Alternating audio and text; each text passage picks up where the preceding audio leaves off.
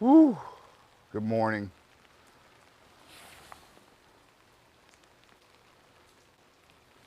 It is not pretty out here today.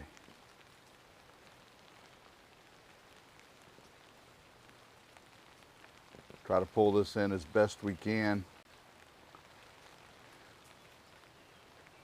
Guys, when we talk about schedules and we talk about this being a fluid situation and we talk about how weather can impact the salvage operation. Oh, we have a day like today. It's raining, guys. We have actually had to retreat back into a more sheltered area.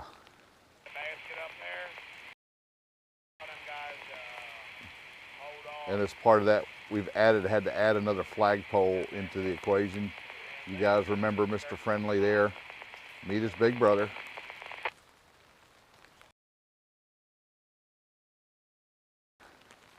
Sorry. There's the ship. If you can see it through the rain and through the fog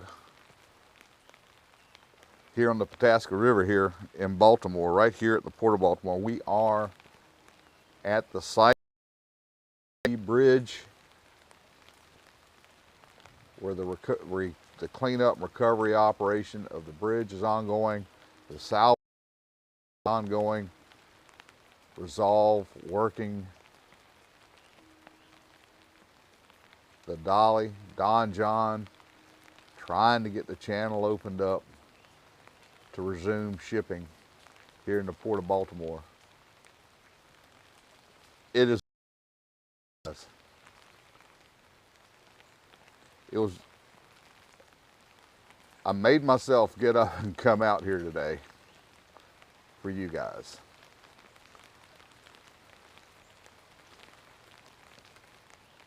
I know you guys are really anxious to understand what's going on. I want to bring it to you. I'm doing the best I can with what I've got. I need an underwater camera today, maybe a snorkel.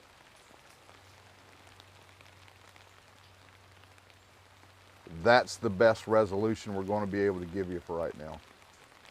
I apologize. Now, when we first got here and we're setting up right on this part of the span that's visible. Now this is the smaller, this isn't on the dolly. This is the section that's on the dolly.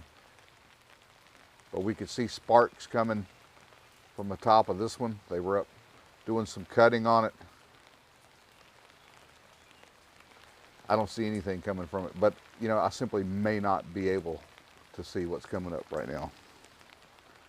Hope the audio is better. We've been getting a lot of negative feedback on the audio, and then I hear from some people who say audio is perfect. I think what we got going on is we may have some viewers that might have some older equipment, maybe some old audio cards that are in some desktop computers that may be outdated, and they're causing a little bit of problem. Seems plausible to me. I don't know what else to do. We keep investing money in different systems for audio, trying to get everybody pleased. We can't do it. So like P.T. Barnum once said, we're going to please most of the people most of the time, some of the people some of the time, or something like that. Cold War, thank you for stepping out right there and letting us know that the audio is fine. Guys, it's a wet day in Baltimore. About 3 o'clock in the morning, was awoken with a little rumble from some far off thunder. It got louder. It got louder. And then it passed by. You know, it was one of those where, hey, I guess the weather has moved. The weather has moved through, and you guys all know what I'm talking about. Well, when we rolled out of bed this morning and looked out the front door, it wasn't pleasant. This is what we're up against now here in Baltimore. Tiger, good morning. Thank you for being here. Tiger, again, working that moderator seat. He is in the control booth, running the studio for us. Thank you, Tiger, for being here this morning.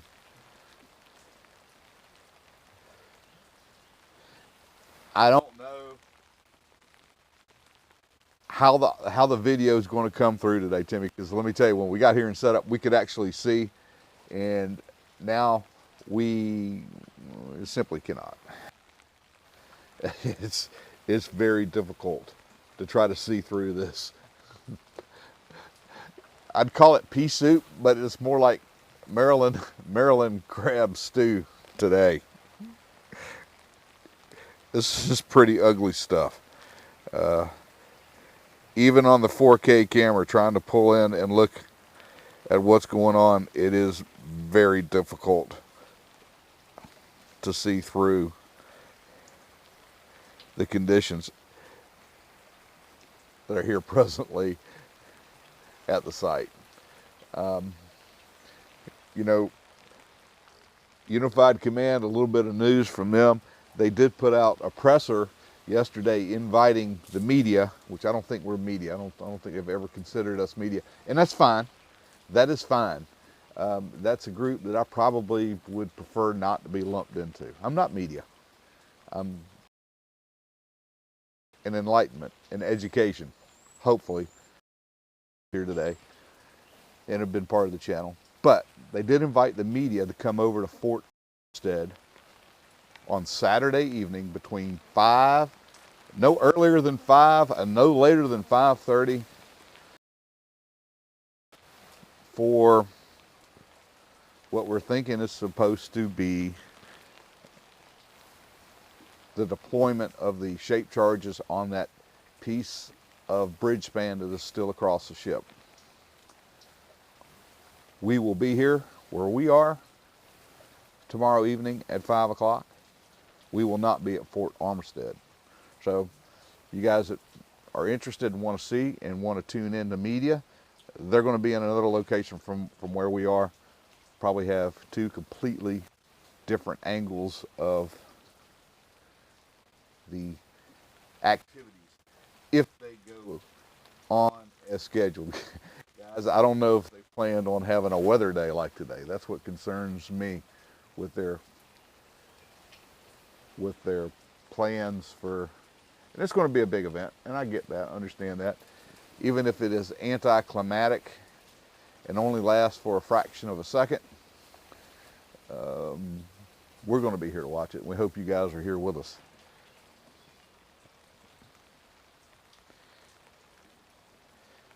Al, good morning. Out on the Mississippi River. I hope your weather is better there than it is here. I don't think we could see across the river from where we are. We can barely make out the stern of the Dolly. We're going to try to scan over that way to just give you guys an idea. I'm not kidding with you about this weather. There's the ship or not. And you know what kind of imagery we have been having here from our vantage point. Now you can see what we're up against now. There's a lot of weather in here to get today.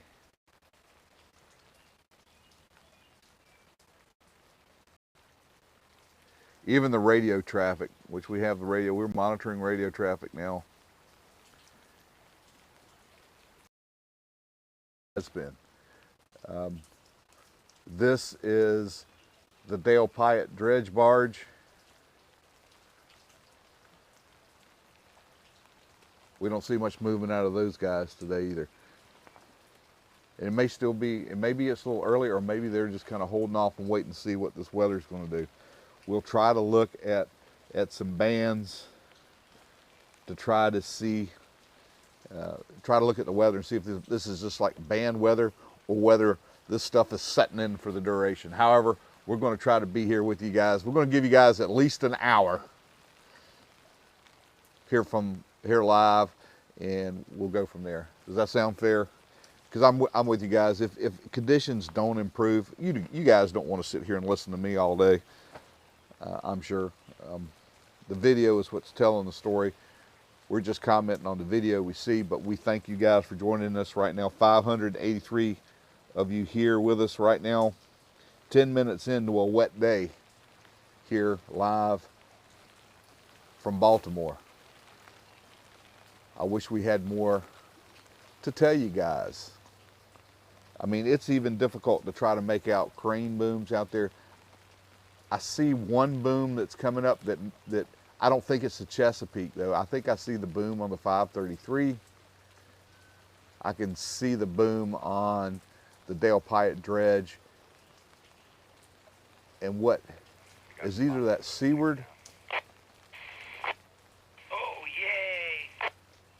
Either that Seaward bar crane or maybe the Columbia, New York. I'm not sure. It's just very difficult to see anything out there this morning.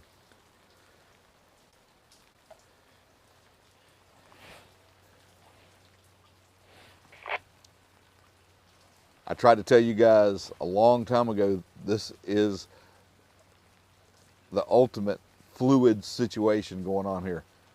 You can set as many plans as you want to. Mother Nature is going to dictate a lot of your schedule. There's just no way around it. And we may very well be looking at one of those days here today. Now, we did see yesterday from the video what appeared to be some of those charges or some of the preliminary pieces that go into one of those charges up on that span section coming off the Dolly. We did see some of that in place yesterday. A lot of stupid spots here. We got one big hole to dig. It's just difficult. Nah, they gave us 3 locations. One's on the east side of the, like where the bridge laid down, and one on the west side, and then up a little further west where we were digging yesterday. So it's going to be like 3 spots. All right, so we're going to go to the furthest, the closest spot, and then move west. Yeah, the closest one will be like east of where the bridge was, and then we'll jump across onto the other side, and then like I said, up on like about by the no spud zone where we were yesterday. So 3 locations. Okay. Yeah, the first one is like 400, 500 ahead of us. Alrighty, we're running whenever the brine's up and ready. Okay. Yeah, we're all set. I'm trying to listen to these conversations over the radio so I can get a little bit of a picture in my mind of what's going on. That sounded like some of the Don John group. Brian Nichols is one of their tugboats. It sounds like they're going to be positioning some more barges. I'm not sure which ones, I'm not sure if they're derrick barges, not sure. But it sounds like they're going to be positioning some stuff. And if they... on the north side of the span?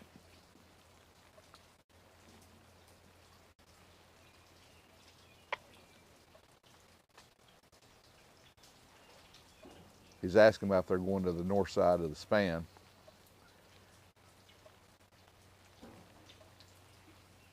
If they go on the north side of the span, Once we finish digging, will be same thing on the red toe line. Okay. if they go to the north side of the span, I gotta pick that ballot. We'll get that pointed in the right direction. we can see them. If they go on the other side, they're going to be back where they were yesterday on the opposite side of the ship, kind of out of, well, everything's really out of view today. I try to throw a little bit of comedy into the morning, but if they're on the other side of the ship, we're going to have difficulty just even seeing booms from over there. We're going to scan over that way and show you guys. This is not the camera lens dirty. This is not condensation from fog on the lens. This is the fog. This is the rain. It is raining All right, bows up. here in Baltimore this morning. And right there we can see that is the span that's still on the ship. We're expecting to hopefully see that get blown tomorrow and expect to see that fall right down in the water. There's the ship. There's the ship, guys. It's still in place. When we're in a rush. Yeah.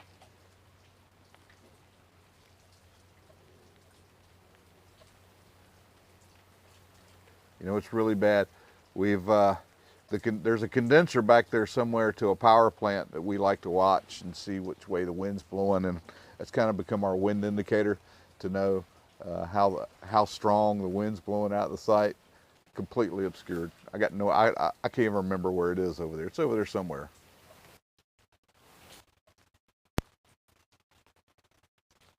I mean, it's getting tough to even see the lights on the Dale Pyatt dredge barge. Usually that place is lit up over there like crazy. I can see one light. There's a small one that's kind of flickering through the weather.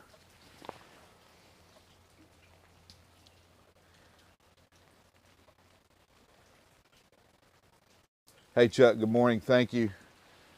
We worked on audio. I reset frequencies, reset outputs. If you're still having trouble with the audio, guys, if it sounds like bacon frying, I got somebody that comments about the bacon every night. It might need to look at what's going on at home there. And I know you may be able to watch some older stuff just fine. Sound card in that computer may need a new driver. Just my thought. I'm not an expert. I'm not an IT guy. Just a thought.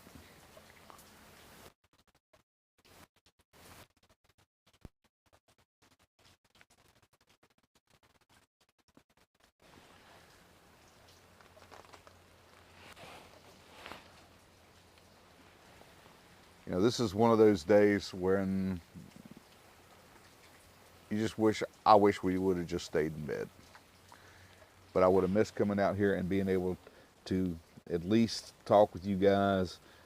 And I think it's important, this weather, and I learned this during the Golden Ray, because it was important to me to understand what was going on with that ship. Even when the weather plays into it, it's part of the story. It's part of understanding why things take as long as they do. Like the dredge is going to be in the middle of the channel because it's kind of wide. So we're going to On some of these projects. The crane kind of like in the center of the channel, but we're digging on the red side. Okay, all right, good enough. Just so I get some sort of idea where we're. Yeah, kind of the same thing we were doing yesterday. It's about 400 foot ahead once we get in the channel. And I think it's also part of the story to understand the conditions that the guys who are out here doing this work day in and day out are sometimes subject to. It's real easy. It's real easy. It's real easy for me. And I'm in the weather, guys. I'm sitting out here in it with a little piece of tent over my head. But it's real easy for me to armchair quarterback this whole thing from back here, from the view that I have. Imagine if you're out there today working in that, knowing what kind of impact this is having on this city, this port, this global shipping empire.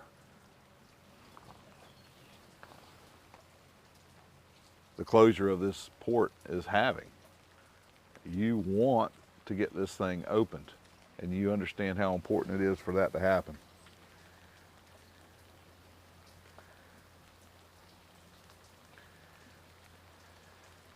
Yeah, the ship's still here. It's over there, and it's starting to lighten up a little, guys. Let's go back. I can actually, from my vantage point now, see a little color on the ship. Look, guys, there it is, and we can now make out a little color.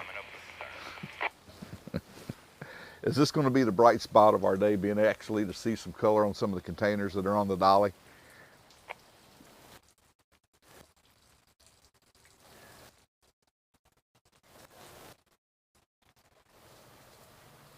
Well, Derek, I appreciate that you're able to hear us here today. I hope that audio is coming in beautifully. Thanks for joining us. That's a good thing you can't hear me because there's not much to see today.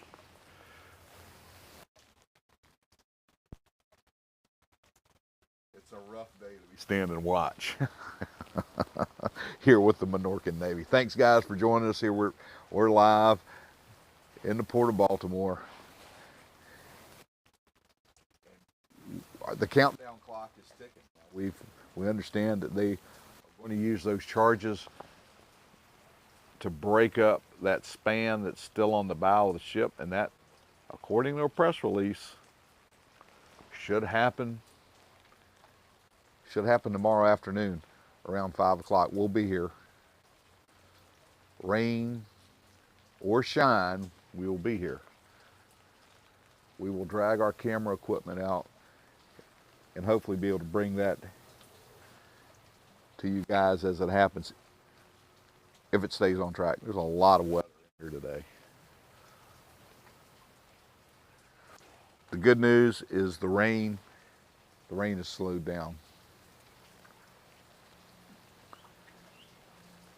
Now it's still dripping off the tent. It's still dripping off the trees that are above us.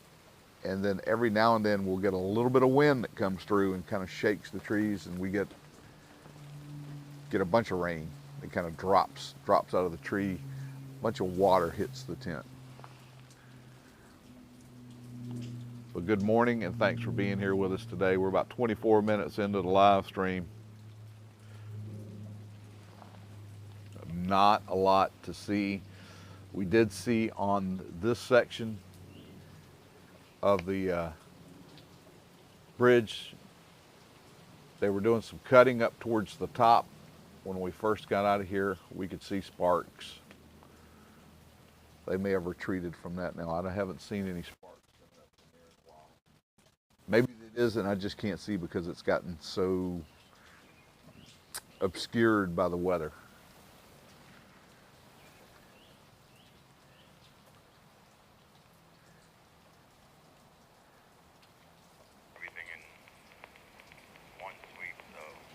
Sean, I don't think this is pea soup. We're going to call this is Maryland crab stew today. It's not pea soup. It's thicker than that. Oh my gosh, yes. Dr. Cox went over and saw the folks over at the Savannah Medical Plaza yesterday in the eye care facility and got a prescription for some pills for a little stronger antibiotic for what's been going on. Happy to report today it feels much better. I still look like I've been boxed up with a wildcat for an hour or two, but it's feeling much better. Thank you for asking, and I'm happy to give that report.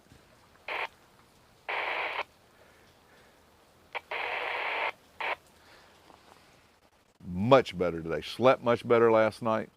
You could really tell the antibiotics are doing their trick.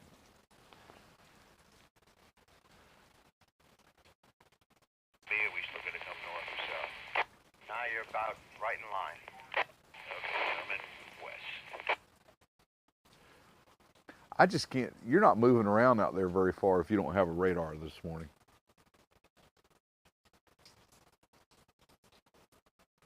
You know what I think might be interesting to do? We're going to give it a shot here. If you guys will bear with me. I got another trick. I want to try to share with you guys. Let's see how this works. You ready, Rob? No, I just put a new fuse in the port. I got you.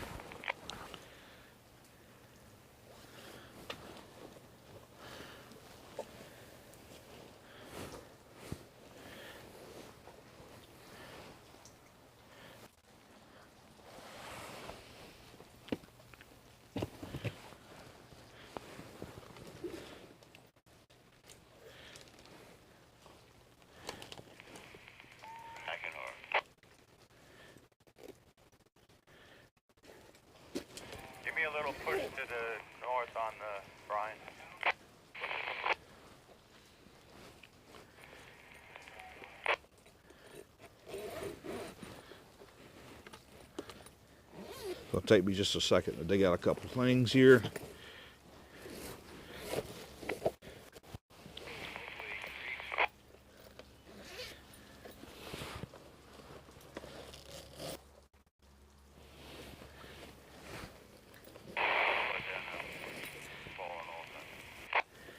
Yeah, we're good.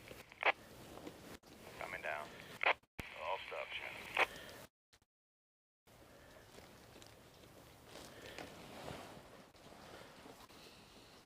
Let's see what we can do with this.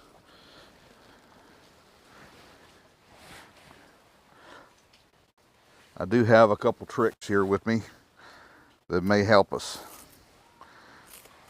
If you guys aren't familiar with the Marine Tracker app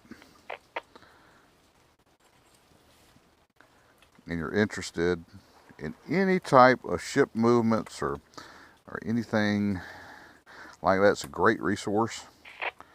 You can get on there and they have the ability to pull up photos of a lot of the vessels. It's a great resource that we use.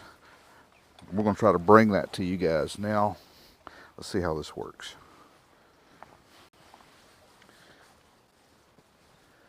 A little bit of setup involved.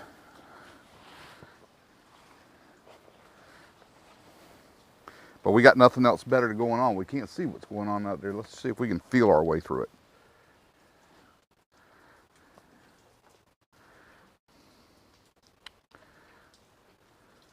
Line ready to stop. Care about lining it up.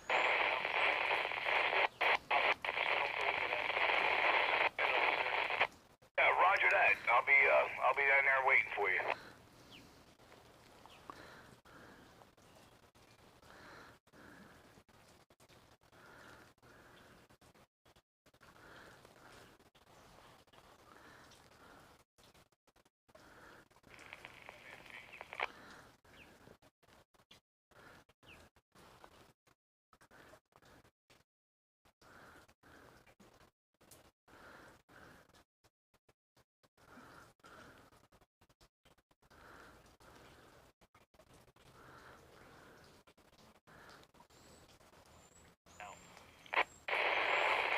I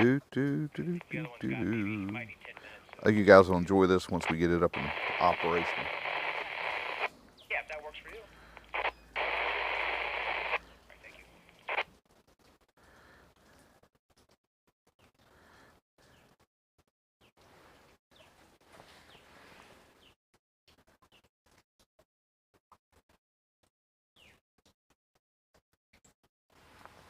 All right, let's take a look at what's going on out there. And this is courtesy of Marine Traffic. If you guys are interested in seeing something pretty neat, download this app.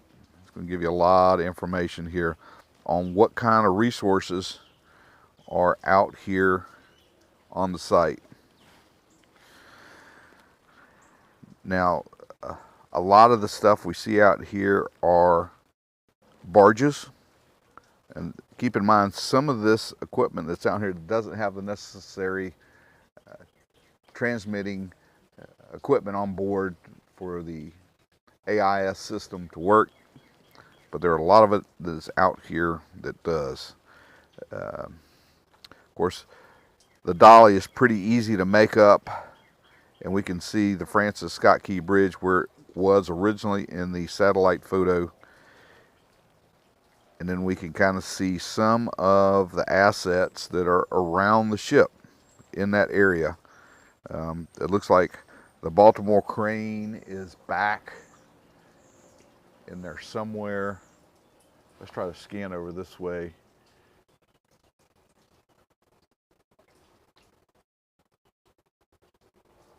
Somewhere back in there. We still got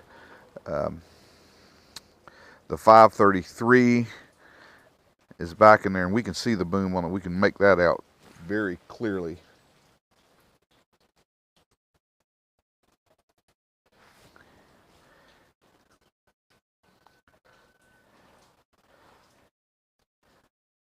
We'll try to pan out here just a little bit and look. Everything you see in this area, everything, every little dot you see in there is part of the process to clean up the site. Assets that are there to be used. And over here we can see the Chesapeake 1000 is up in one of those areas. This is over at the Trade Point Atlantic area. She is over there.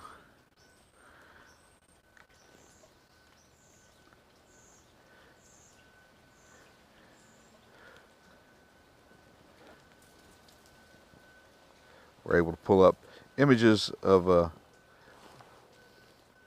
this is a really neat app, marine traffic, and we use it a lot here.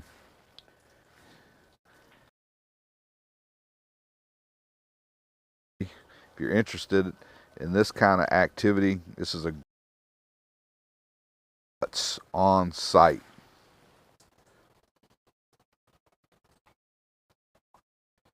Yeah, I'm very happy. I'm very happy. My eye is feeling so much better. And we can also take this and we can take a quick look over at the weather. Of course, you can see where we are. We are inside. That is a TFR for flight restrictions, 3 nautical miles out. And when we kind of pull back, you can see these little bands of rain, light rain, that are still blowing through. And there's some look like a little bit of heavier stuff back off to the west. It's supposed to rain most of the day today. It gives you guys a little better idea of what the weather looks like here in the area.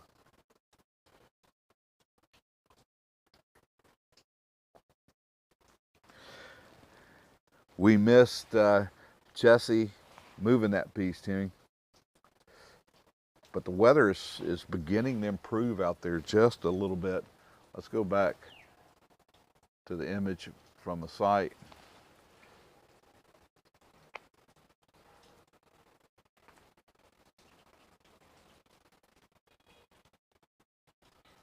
So it is a little better. It still looks like a pretty nasty day to be out working on the site, I gotta admit to you. The guys that are out here today earning their paychecks twice over.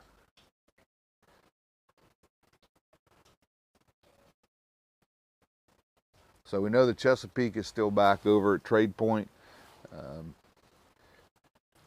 There has been some movement. We've heard radio chatter that they are moving some barges into the site. So we're going to hang out a little bit here with you guys and just watch and maybe try to understand a little bit about what's going on. Hopefully this weather does not impact the planned detonation of that span that's still laying across the Dolly. Keep in mind, once they get that down, they still gotta contend with the 4 lanes of interstate traffic that are still across there.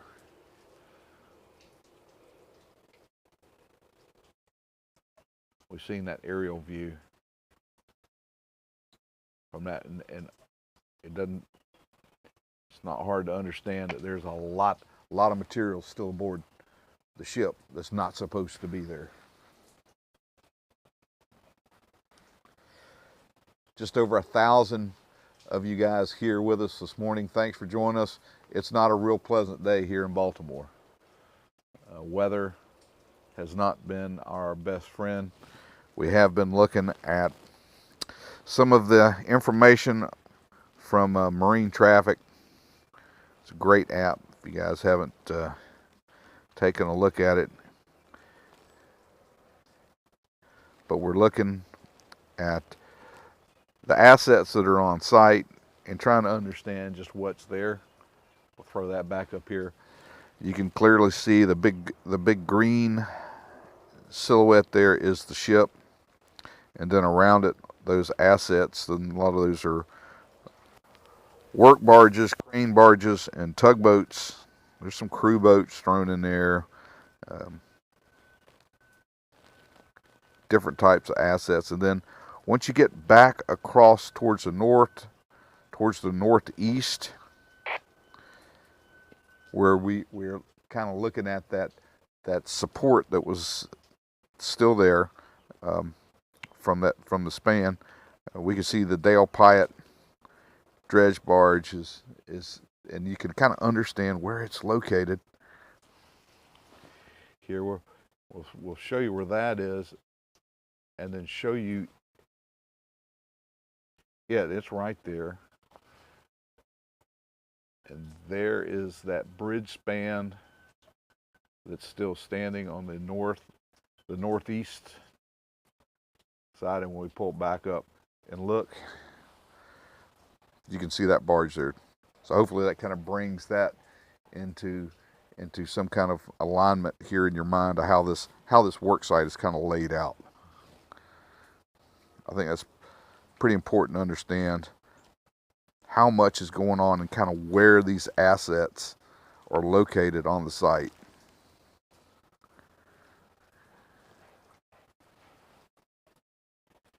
Guys, even in poor weather, we try to bring you some stuff that you might not see in other places.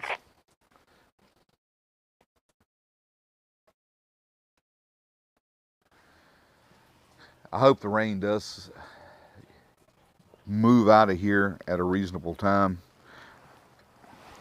It probably will not move out while we're here live streaming.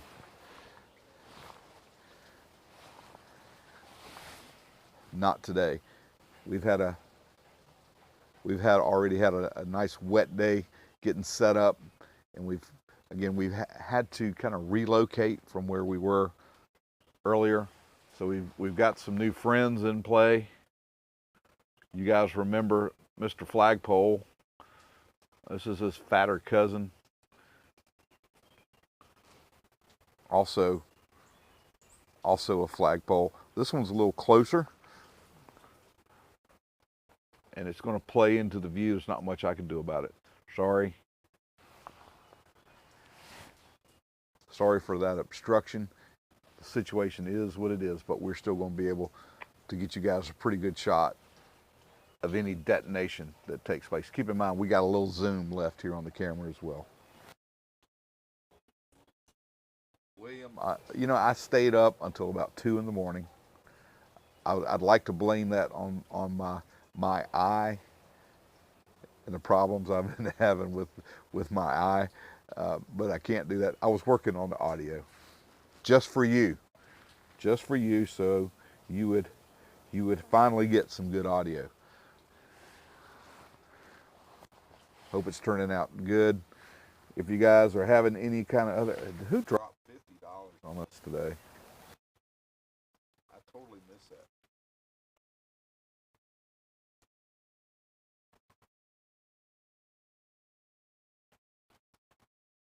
Man, I certainly do that. Thank you so much. Thank you so much. I brought a little bag of groceries this morning on the way in. I stopped by the store and got them some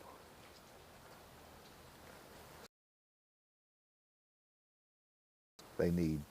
But thank you so much for that. That is awesome.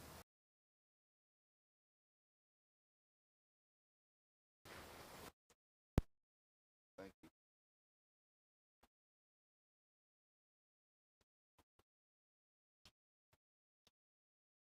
Harley John, thanks for joining us here today.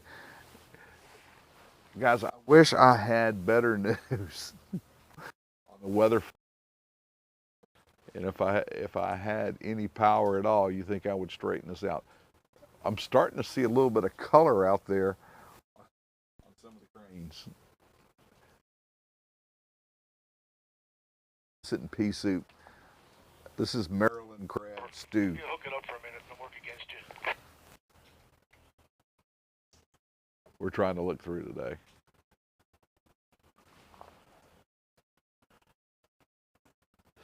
And usually we see some activity going on over with the Dale Pyatt.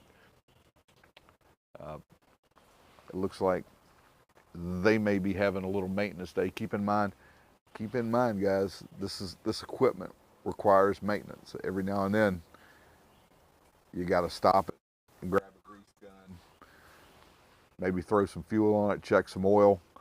Want to make sure that the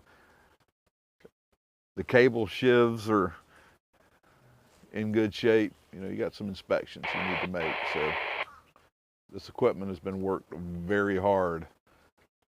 And if they have to take a little time to walk over some of that stuff, it's understood. Let's keep everybody safe. Let's keep the equipment in the best possible condition we can. We're asking a lot of the personnel that are out here and the equipment that's helping them do the job.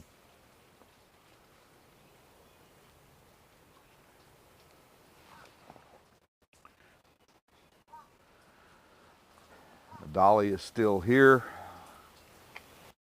We're all waiting for the anticipated detonation of the shape charges on that piece of the span, which are scheduled for tomorrow sometime after 5 o'clock. We'll be here. We will be here to hopefully be able to get that for you guys and show you that as it takes place. I hope that some of you that are here with us today, a little over 1,100, had the opportunity to look over the video we put up yesterday from our 4K camera, from that telescopic camera, and been able to enjoy some of those images. When you've got that kind of activity like we saw today and we're able to put that up in the 4K, you can really understand how much work is really getting done out here at the site.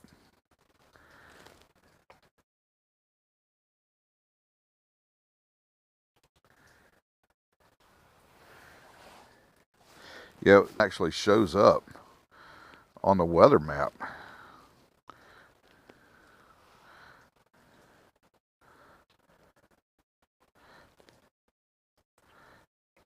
So what we're going to do, we're going to try to zoom in here.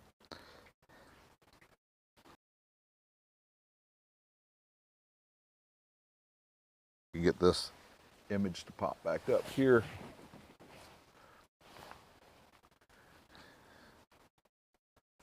Sometimes it takes a little time. Blue dot is where we are located. We are inside of the 2 nautical mile range from the sites, and my best guesstimation is we're about 1.5 miles from the actual site. We're the little blue dot. You can see where the former Francis Scott Key Bridge, the Patasco River right there, and the ship is more over towards the southwest side from where we are, but you guys get a pretty good idea right there where we are. Hope that clears that up where our position is.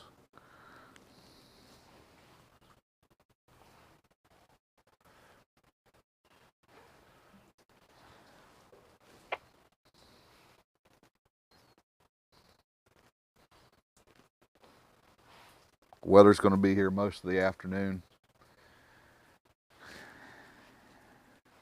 We've had little bands of rain come in, and there looks like there may be a little bit of heavier precipitation out towards the west, and it's moving east right towards us.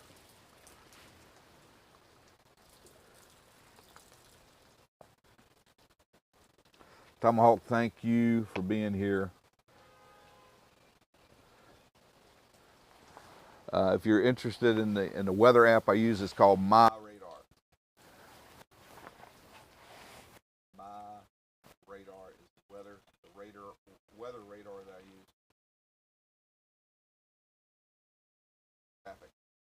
Marine traffic app. It's a great resource to help lay out the site and understand asset is positioned where around the ship. I mean, is it possible to drop that gangway onto the scow there, or is that? You know, we can almost start to make out the anchor lines coming Dolly now. Almost. I could definitely see the rudder, So which when I they don't think. let me go, if they use that, and I'll pick them up on off the dredge. I don't think I could see that earlier.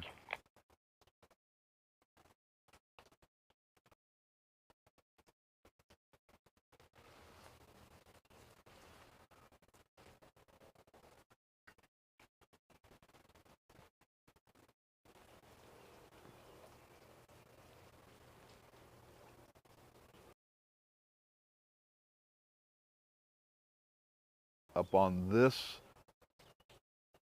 piece of the bridge span that's down off the support in that upper left-hand corner of what the went off there.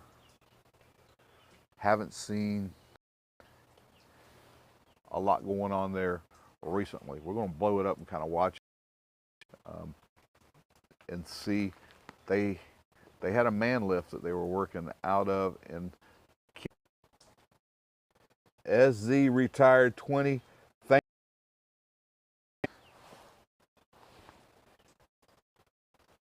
Thank you. Thank you.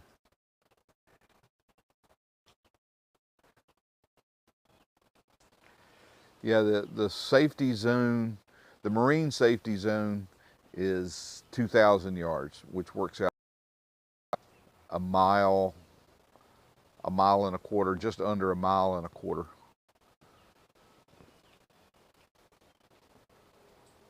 The TFR has a 2-mile radius. That's for no aircraft at or below 1,500 feet, nautical miles away from the site. Helicopters, drones, all that, unless you're authorized to be in there at that altitude and inside that zone, the FAA is going to have some questions for you. We've seen news helicopters in here above 1,500. Of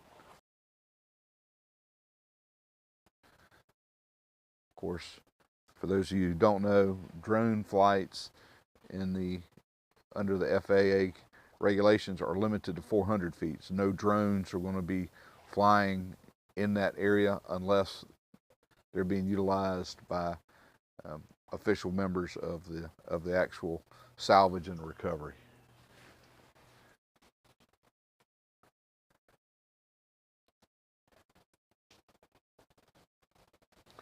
I think from a standpoint of safety, Jim, those shape charges are much safer. I'll let the lines go and you guys get off on the dredge. And much faster. I'll pick you up. The amount of weight that makes up that span right there, trying to cut and support that, especially the way it is, you'd have to do some crazy rigging and probably have to put multiple lifting assets on it to make it happen. This way, by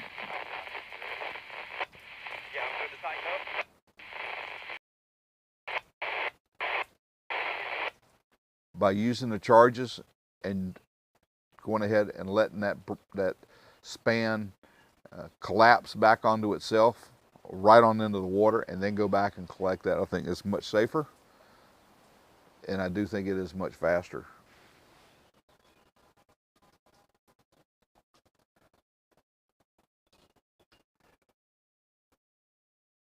They have not done the controlled detonation. That is scheduled to go off sometime tomorrow afternoon.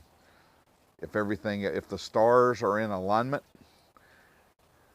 tomorrow afternoon after 5 o'clock, we'll be here.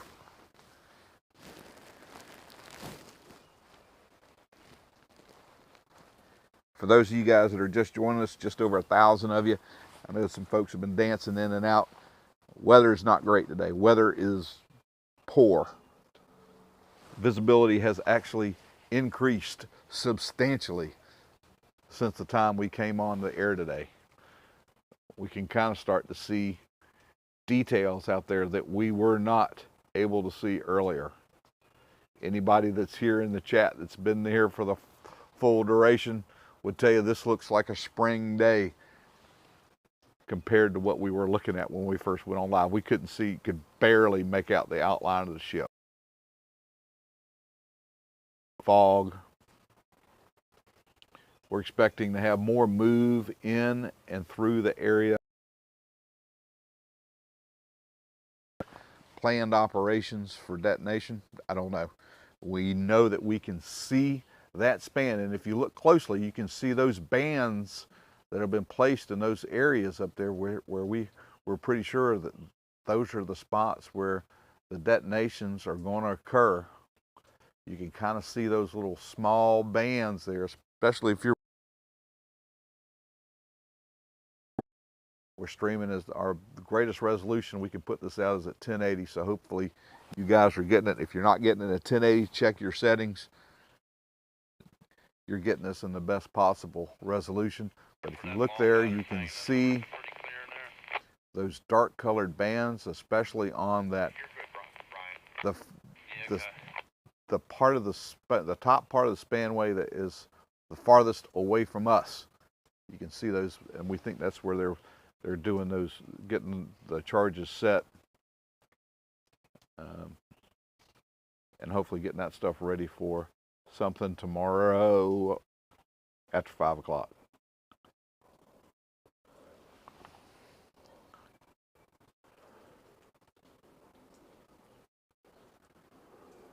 A lot of different assets on the site. We're not seeing a lot of stuff going on, guys. The weather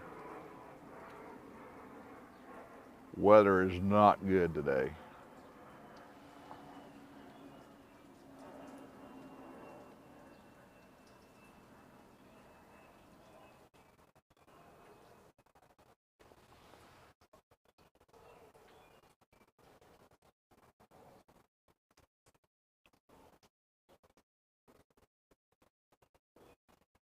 Hey, I think I see anchor lines now. It's really starting to improve out there.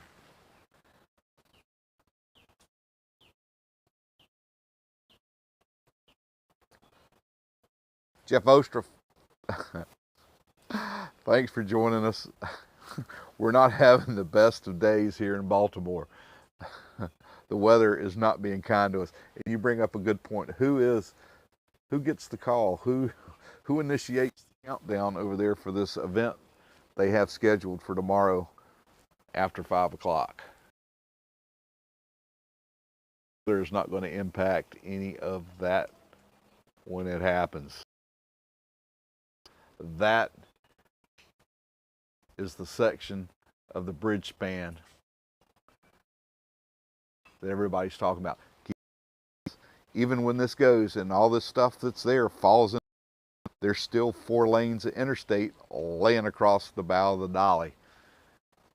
But getting this material off is going to go a huge way into making progress for being able to move the ship. Will they move it with that interstate 4 lanes still laying across the bow? I don't know.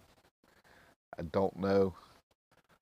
But I can tell you this has definitely got to come off before there's any discussion on moving the ship. Trying to get the Port of Baltimore opened up. Trying to restore the economic viability of this area. This place is suffering, guys.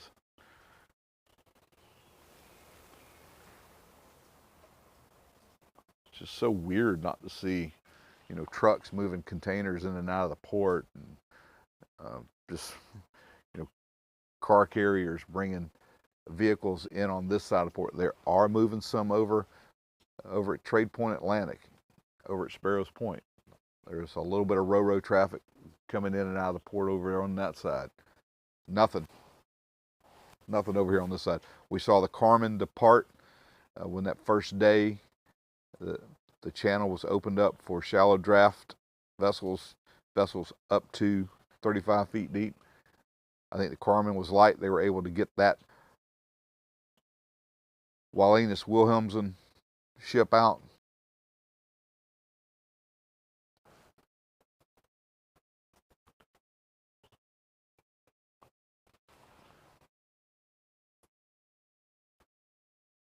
Oh, it looks like they have now. Did I just see the weight drop off the crane that's breaking up that submerged roadbed? I think I saw the weight drop down through the lattice work of the crane that's there with the Dale Pyatt.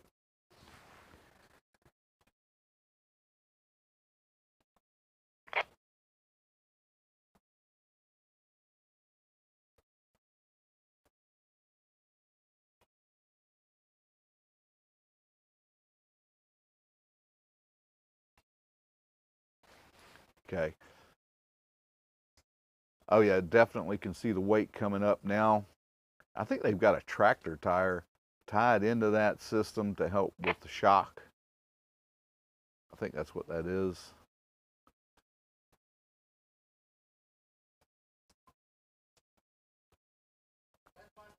But that's the first bit of activity we've really seen out at the site today. Other than the cutting we saw earlier on that one span, we can see that they're working on dropping the weight and breaking up some roadbed. We may see the Dale Pyatt going back in the action, picking up some pieces in there. And what a fight we saw yesterday.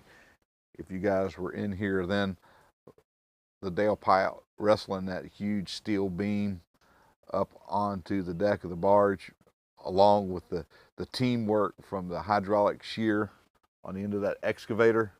It was quite the battle. The Dale Pyatt won. I think we all knew it was going to win, but that beam put up a heck of a fight yesterday.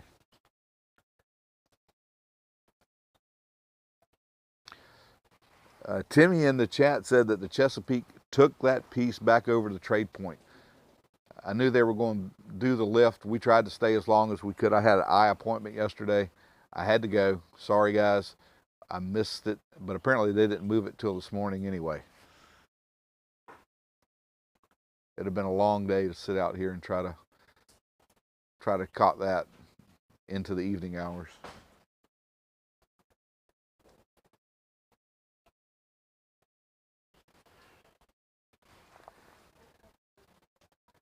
Just when you think you've got it figured out, guys, the weather moves in.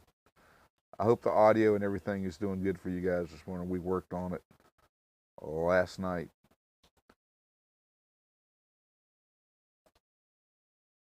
To try to be able to bring you guys the best possible audio that we can. I think we got it. I think we may have it right. I've actually seen no complaints this morning.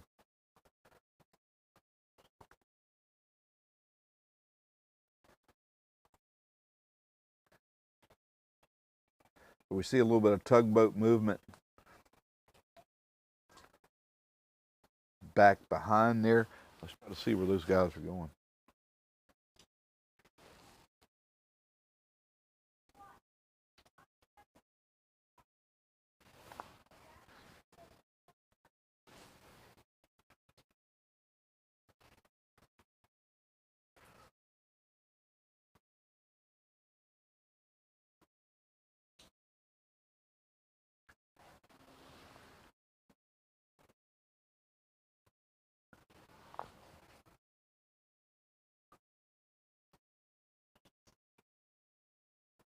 We've got a good bit of movement going on with tugs, and it looks like they're repositioning maybe a crane on the backside of that span. Let's see what's going on here. Now, I will say this, we did see some guys cutting up in that upper left-hand corner of that bridge span that we're looking at right now. We could see some sparks flying from there.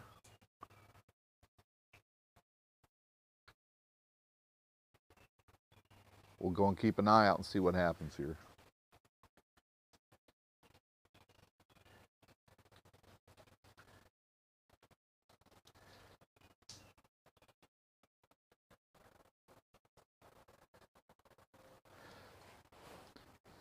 Steve, we'll try to get somebody on that. We're going to try to get some ice service up there to you. It's a pretty nasty weather day today, guys. Can I make out the condenser back? Guys, conditions are improving. We can actually now, I can see the direction of the condenser, the steam coming out of the condenser pipe back at Brandon Shore's power plant, and I can clearly now make out the condenser stack.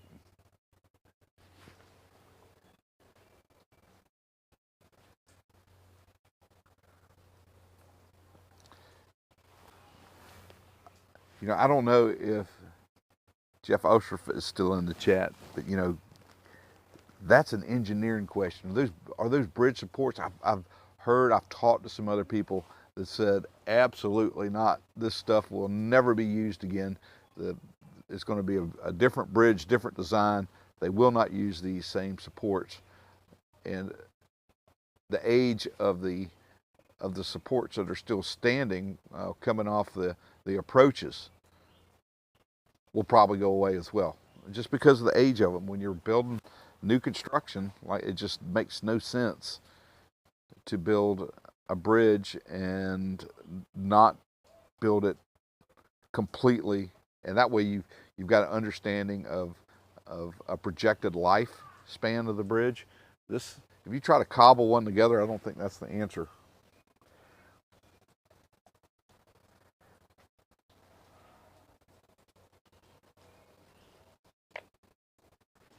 I just don't think trying to cobble a bridge together with some parts that you have left over from an old one is by any means a good idea. It just doesn't make good engineering sense to me. And I'm not an engineer. Somebody's going to correct me in here, I'm sure, but it just really doesn't make any sense.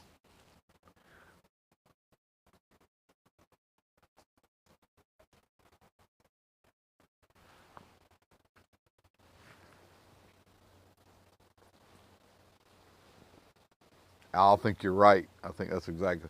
They'll get the cleanup done from these spans of the bridge that collapsed. They'll get that cleanup done. They'll have that box checked. That's done, and then they'll say, okay, let's move on.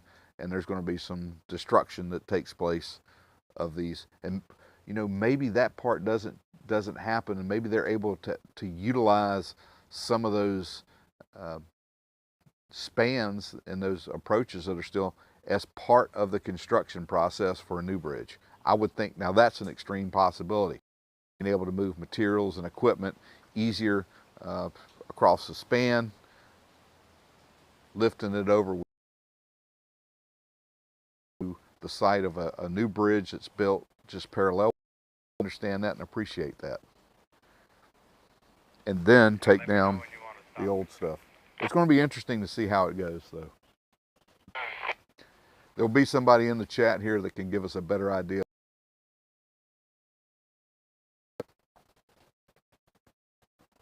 Captain Kurt, I hope so, because you know that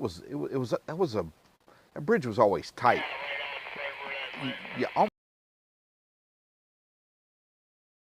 Road, and then they decided, hey, let's just make it 4, because it was really tight. Not a lot is being lifted. And it's very difficult to spot. Yeah, okay, roger that. Because we have a new cousin in town where we've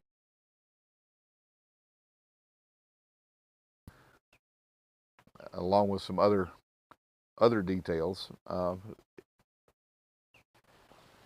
The family member of the other, we remember him. This is his more girthier cousin. Right there. We'll try to split. Maybe we can see something coming up.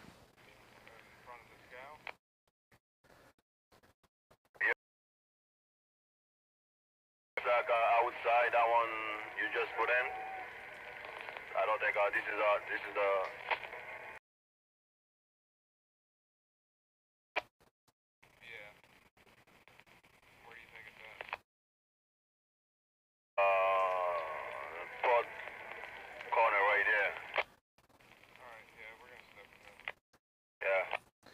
Tiger, I got to agree with you. For the containers of the ship, we didn't have, that wasn't something when we got here.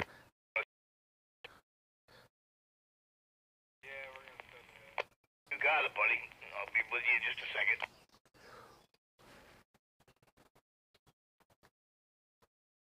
Yep.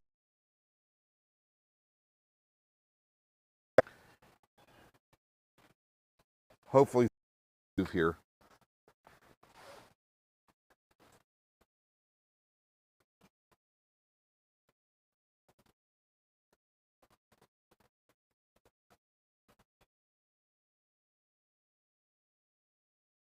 I wish I could get more of that side of the ship. Our vantage point right here just doesn't allow it. Around to the right, maybe. Somewhere right here is smooth. Alright. Yeah, I don't know. You might be alright there, Roy. I'll let you know. Alright, 10-4. I'm giving her all I can right now. But the ceilings are definitely lifting here. We can start to make out a few more to Dolly, so we know conditions are improving.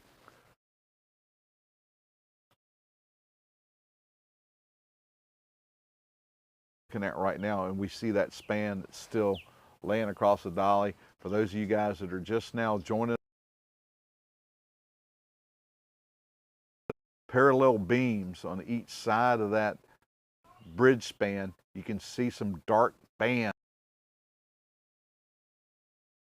Those pieces, we believe those are where some of those charges have been set.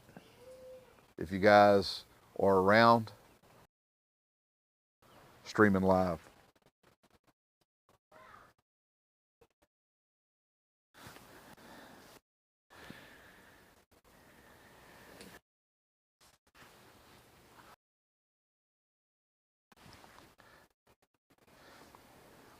Now we started out with 3 bars here on our, we're streaming off of cell service here.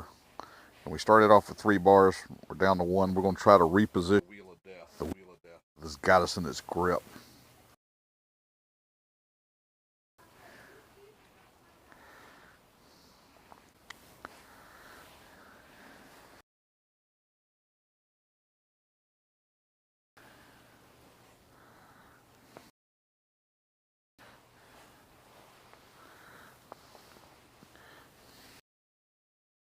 Today, if it's not weather, it's something else.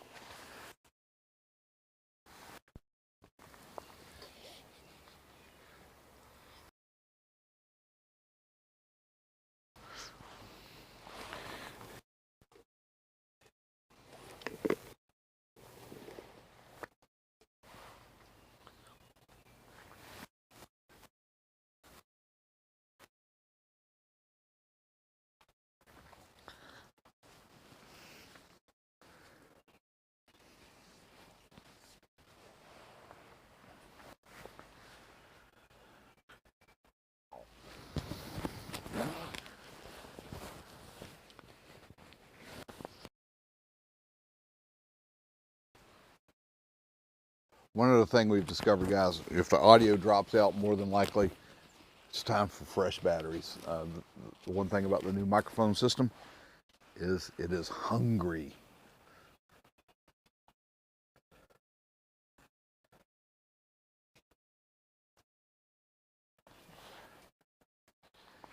You think the tolls will increase on a new bridge?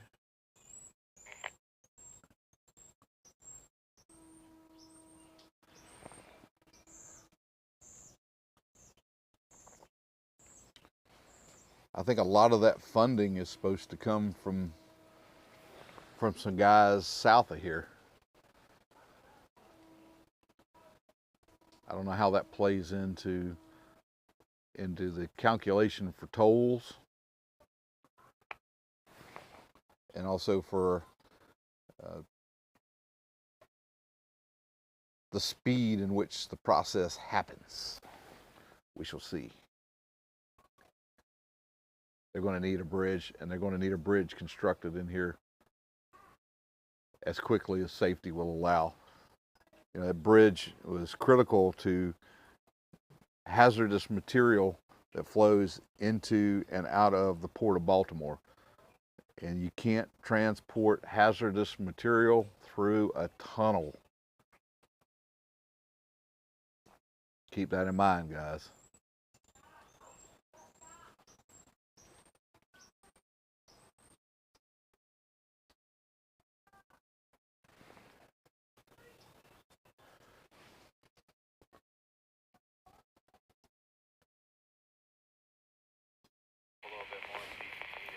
You know, I had a discussion the other day with some folks. Well, what's going to happen with all these containers and the material that's contained within? What happens? What happens with that? Whose property is it? After a claim is filed on all that stuff, who does the property that are in those containers belong to?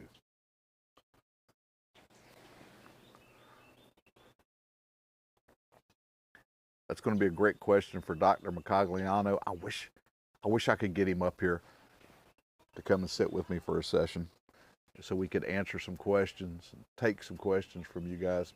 I have a ton of stuff, and he is a wealth of knowledge when it comes to those types of questions and shipping issues. You know, he's the YouTube guru, and we're happy to have him as part of the Minorcan Navy here as well. He stops in and checks with us on the chat from time to time. But yeah, who does the material inside of those containers belong to after general average has been declared and the insurance companies involved and all the ins and outs of, you know, there are a lot of different maritime laws, a little different.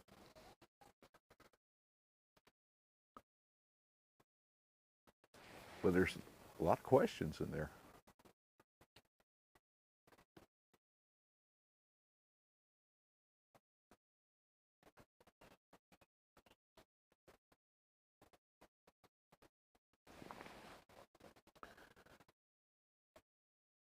Do we see, could it be the Dale Pyatt is operational? I think I just caught a little glimpse of some boom movement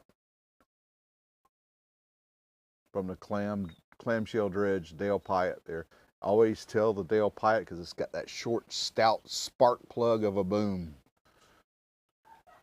That, my friends, is a heavy lifting piece of equipment.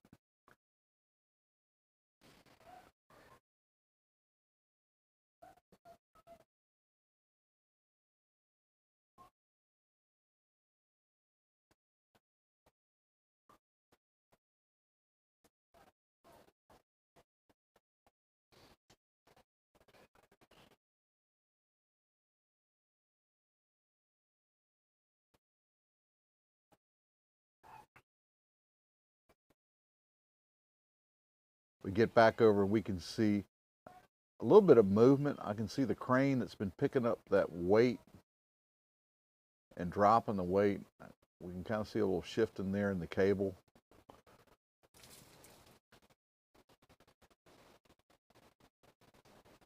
This operation has definitely been toting their share of the load with getting debris up. And that was very obvious yesterday when we saw. Kind of come across your bow here, so you just hold your bucket for a second. When we saw the Dale Pyatt rustling that big piece of steel up.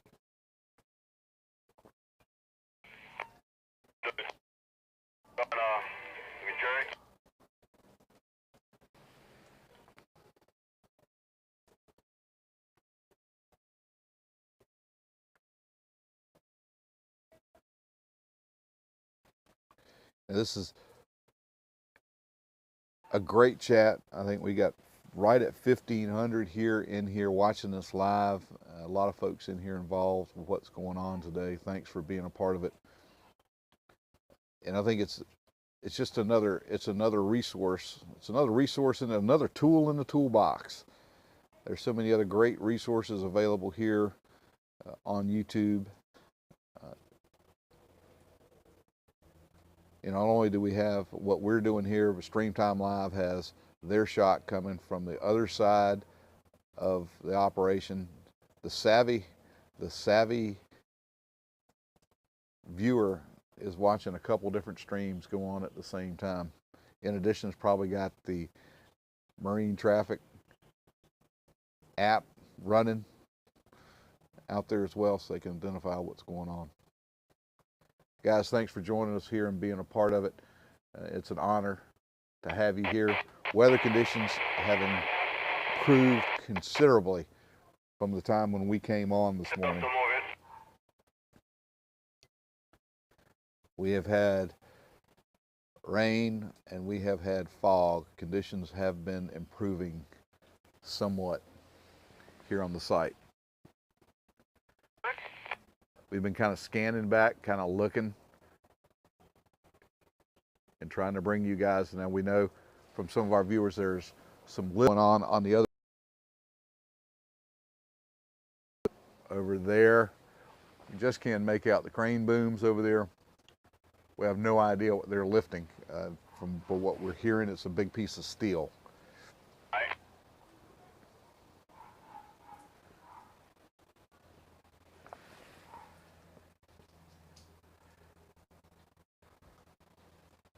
We're expecting to have rain in the area all day today. And unfortunately,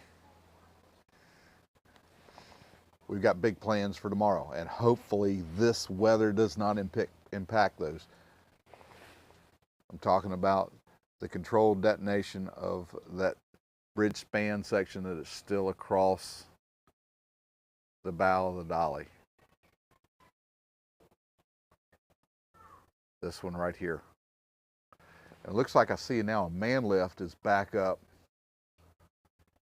on that span. You guys, can you guys make that out? I definitely think I can see some guys in the basket working up about midway up of the top of that bridge span. Maybe they have some more cutting to do. Maybe they're up placing charges.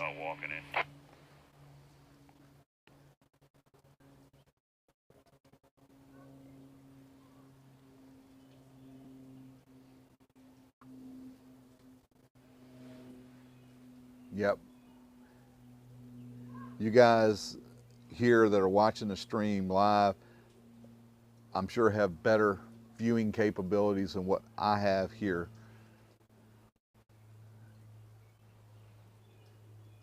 These camera screens aren't that big, and they definitely don't have the kind of resolution that you guys are able to get back at home. But we hope the images are coming through good and clear. You can definitely make that out that there's a man lift that's being used. Looks like they may be coming or moving to another area.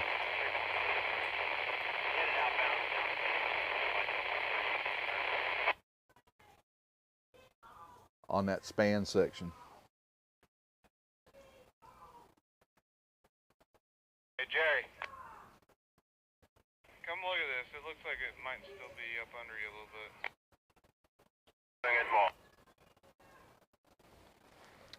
Hey guys, we've really seen a lot of growth here in the channel, and tomorrow when we're back with the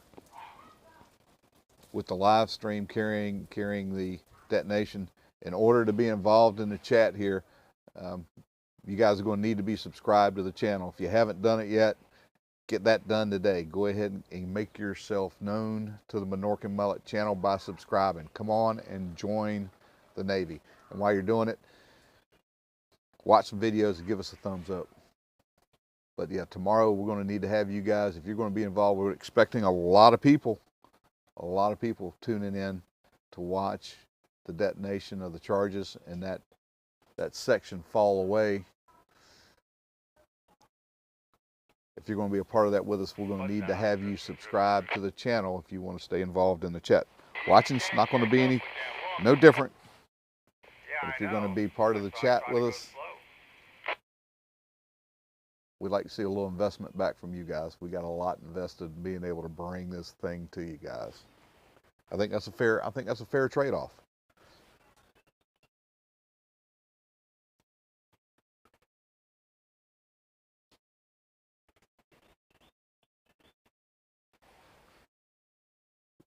They sent out a request or a notification, I should say, to media.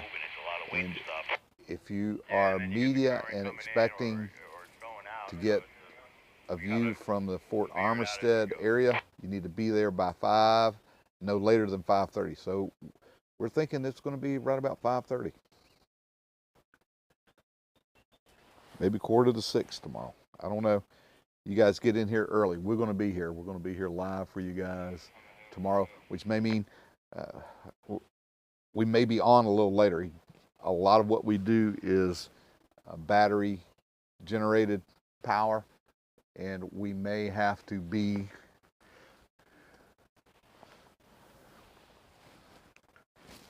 doing that with you guys through the battery power. As I say that, I'm going to try to make an adjustment to the microphone because I got a red light showing. We got a warning light showing on the microphone. All right, here we go. Coming up. I probably got enough width left in there. A little bit past center.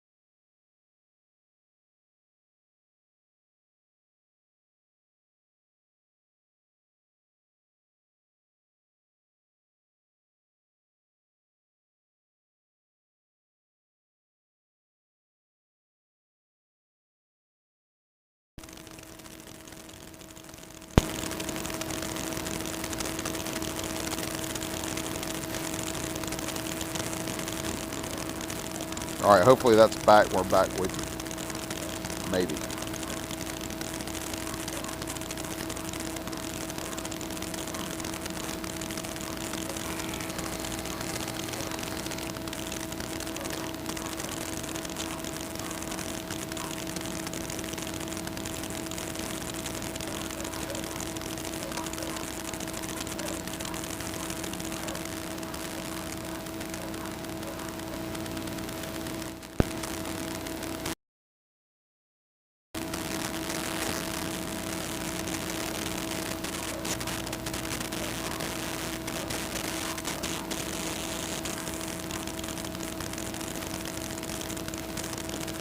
All right, we're going to stay with us. Hopefully this will solve some of our problems with. I'm glad you guys are donating to that battery fund. That's all I got to say. This thing chews up some batteries. But as long as the sound quality is good for you,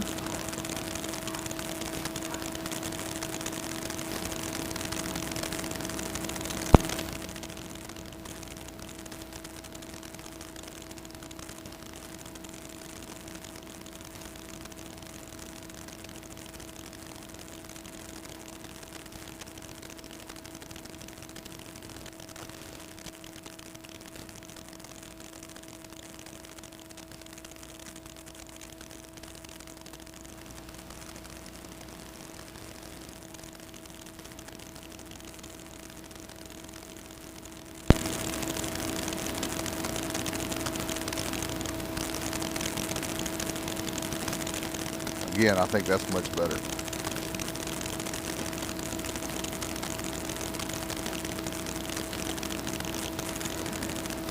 gonna have to hire somebody just to dance around with batteries.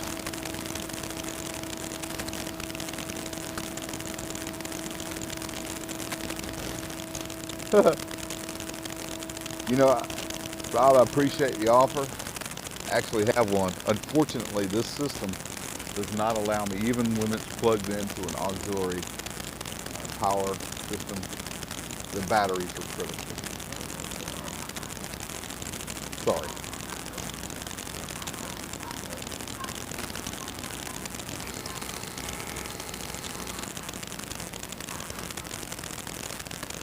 All right, it looks like our images are getting a little better. And are we still having bacon frying issues? Is that what I'm reading here in the chat? And if there are baking frying issues with the audio, then you need to go upgrade your sound card in your computer. Kick that old desktop or something. There's other issues going on. They're on your end, not on ours.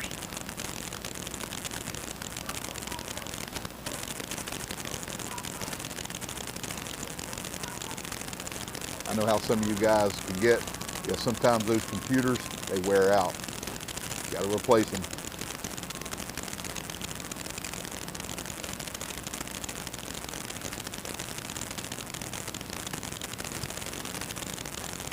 Nancy, thank you.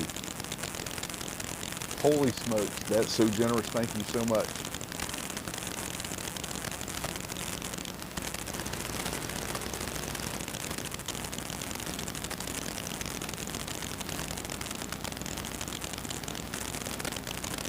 All right, you know what I think it is?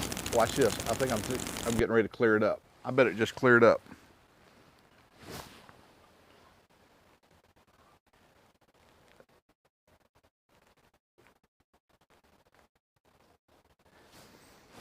All right, let me know if that's straightened out.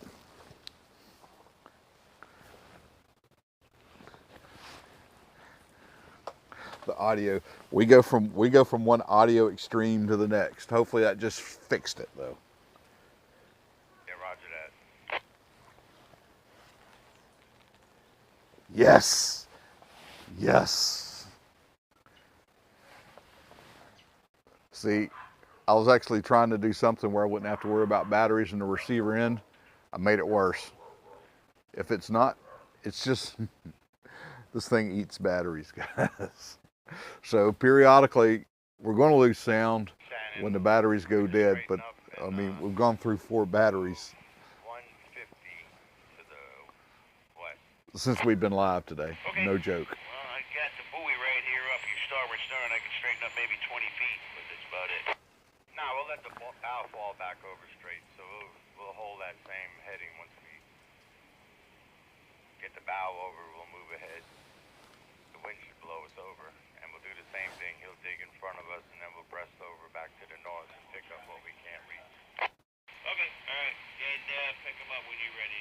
We don't need to square up. Like you said, we'll fall to the south. The wind ends up coming ahead. Yeah, roger that. Coming up with the bow.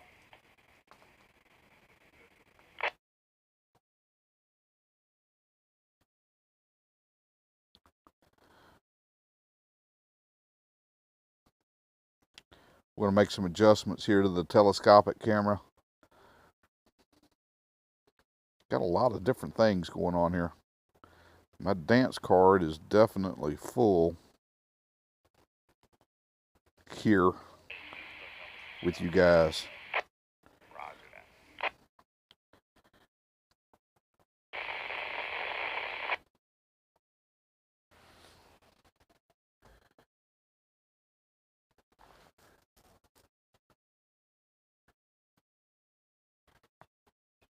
that. That's some remote technology right there for me to be able to reach in there and fix those camera issues. We're going to try to refresh the focus here just a little bit, guys. Hopefully it's clear up the image even a little more. We periodically have to do that.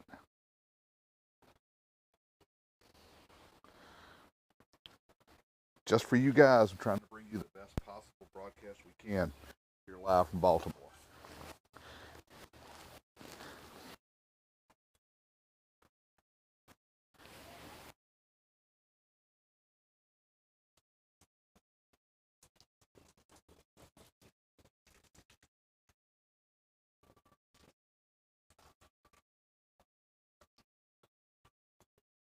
the wind blows, we get a little more rain falling on the tent.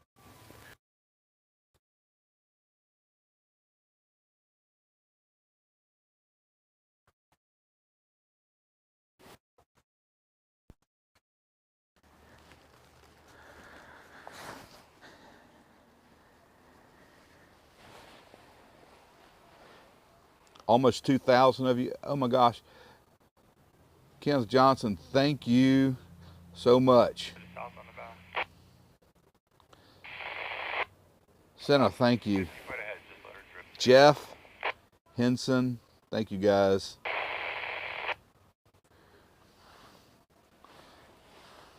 I would not be here if it weren't for you guys. I want you guys to know that. Thank you guys so much. Good morning, Teresa. Teresa, I hope the audio is better for you. I know you had problems yesterday. Everybody has told us today it's great. We've made modifications, and hopefully it is turning out perfectly. The bow's got to go south and It is clearing up. The Dale Piat is in operation.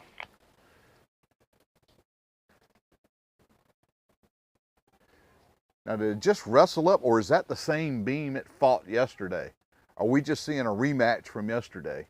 You guys that were here with us remember seeing the Dale Piat fighting that big piece of steel beam. Is that the same one they picked up yesterday? Or are they fighting another one? I just took a look at that.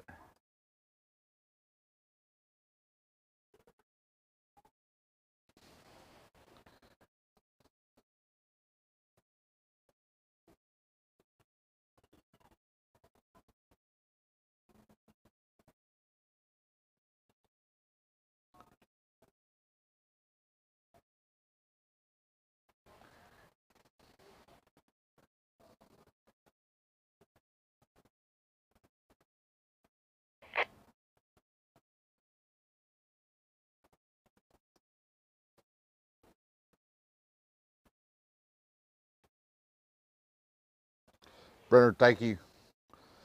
Thank you. Hey, yeah, I'm going to talk here on my stream. No offense. That's just what I want to do. I guess if I'm dragging this camera equipment, this mic equipment out here, I'm going to talk. And thanks for understanding that.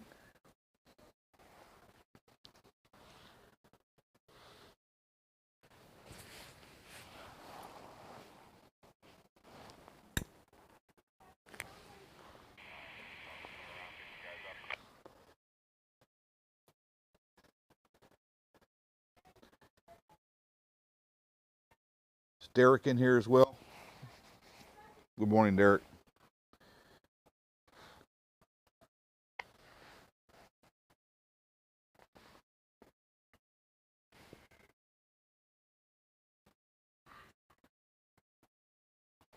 We seem to be going through this phase now where we're getting some really clear images, and then we're getting some images not so great. Seems like we're in the not so great phase again, as I can barely make out the condenser stack at the Brandon Shores power plant again.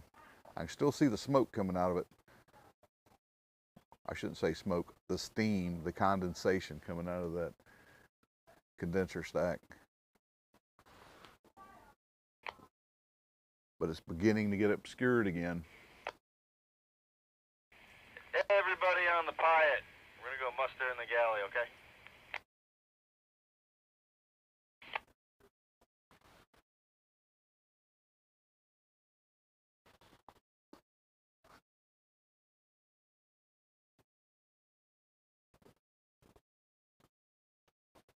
You need me leaving it with the maid here. Change. Yeah, roger that. It's going to be the same thing as we just did, dig, and then maybe swing the bow over so you got some time.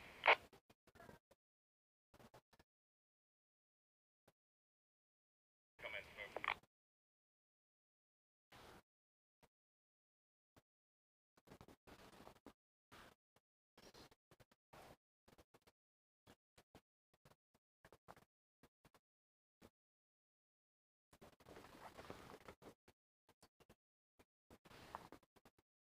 We've had bands of rain coming in, and the sky's beginning to darken again. I think we're getting ready to have another bit of precipitation in the area. It's not raining at the moment, but the sky is getting darker, and it looks like the visibility is going away. It may actually be raining again over at the site. Hey, Teresa, missed you too. Thanks for being here. I know you've had a busy schedule. Appreciate everything you do. Teresa, one of our moderators. Tiger leading the crew. I couldn't get it done without you guys. Tiger, thanks for everything you do.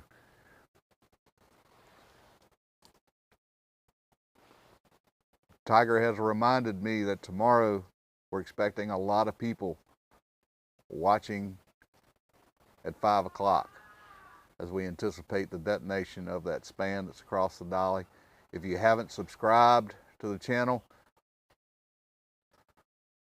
the chat is not going to be available to you. So take this opportunity to go ahead and get subscribed to the Minorcan Mullet Channel. Thank you guys for being here.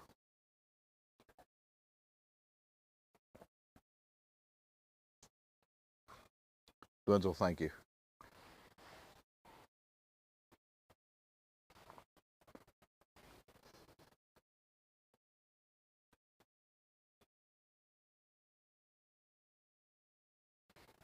It's a constant battle for power management with this audio system that we've invested in.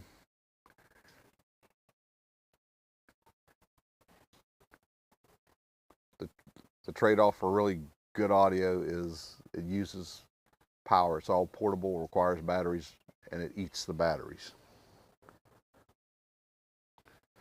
Well, from what we understand over at the Dolly, we'll pan over here. We heard that they've got a little muster going on over at the Dale Piat. Let's pan over to the ship. Now, over on the other side of the ship, from what we're hearing, they're working on another lift. We can see some crane booms in the background there, but we can't see what they're working on. That's what's going on today over at the Dolly. Our attention has been focused here. We've seen a man lift up. It's back down. I don't see it there again unless it's hidden into that maze of supports for that span. And we've seen some work going on over at the Dale Piat barge.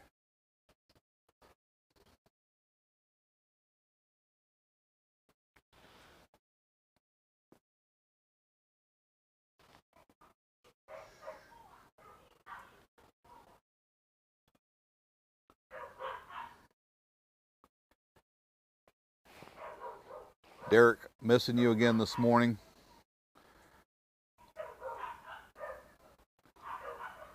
Wishing you guys were here with me this weekend. This is going to be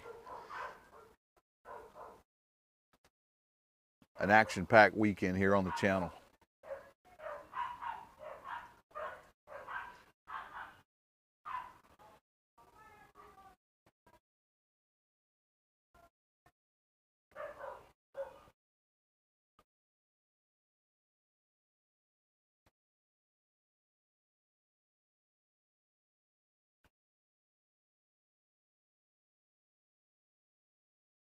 Brandon Shores in the background there, still obscured. It was pretty clear. We're going to see this today while we're here with you live. The weather is not great. Fog is in here and it's been raining. We had some storms roll through in the early hours this morning, probably around 3 or 4. Woke up to thunder. But that weather seemed to have moved off. Robert, thank you so much.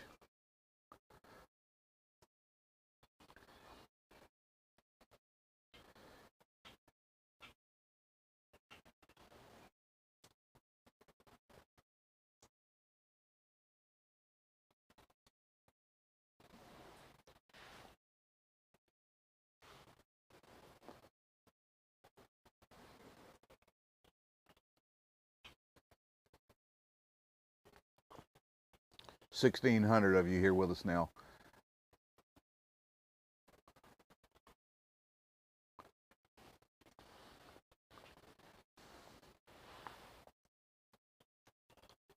Yeah, sometime after the press release that was sent out from Unified Command said that press interested in being at the Fort Armistead viewing area for the detonation need to be there no earlier than 5 and no later than 5:30. So from what that sounds to me is sometime after 5:30 they're planning on executing the detonations on that span that's laying across the bow of the Dolly. But again, we don't know how the weather today is going to affect that. This is it's a fluid operation. Hopefully they're able to stick to that schedule. We know that there's been some prep work going on. You can look up those spans and you can see where there's some banding, and we've had some people in here that are familiar with the operation of these charges, and they said those are where those areas are being prepped for the charges.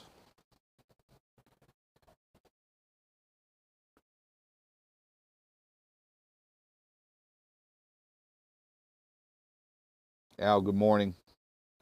Yeah, when I give a time here, we're on Baltimore time. It's Central Baltimore time. So yeah, that'll be Eastern time tomorrow.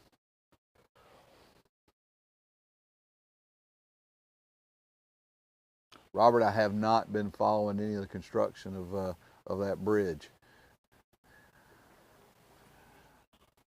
My attention has really been focused on getting this one up and out of the channel so they can restore some shipping into the port of Baltimore.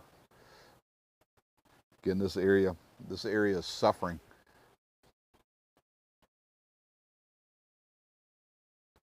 We have not seen the claw. The only thing we've seen moving around today with a claw has been the Dale Pyatt with that clamshell bucket.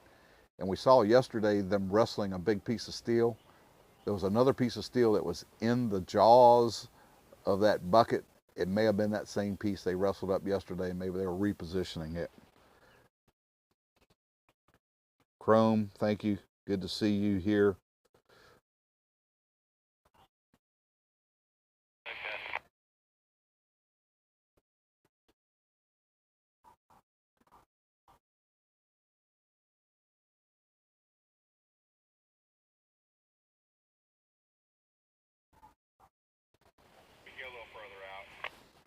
Even through adversity, we're going to try to bring you what we can.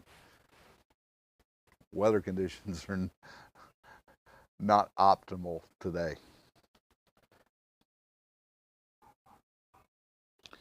Yeah, expect that when those charges go off, the plan is that material is going to slide right off and go right down into the water. It's going to be much safer for the teams to try to remove it than it is with it perched up there on the bow of the ship. I don't know what the estimate is on the weight for that particular piece, but I think it exceeds any of the lifting capabilities of the assets that are on site to be able to lift that piece in a single unit. Not to mention it's probably would be so dangerous to try to do that. Once you get into those kind of weights, trying to rig something like that, you would have to have so many points of lifting on your crane to try to even move something like that. It'd be a multi asset lift to try to attempt something like that, and with all the rigging you would need, if you just tried to pull that from one place, it would simply just fall apart. That structure is not going to be able to sustain the weight from one pulling point. It'd have to be spread over the whole length of that piece of structure to be able to lift it. The detonation charges are the way to go, and it's probably going to be the safest operation for everybody out there.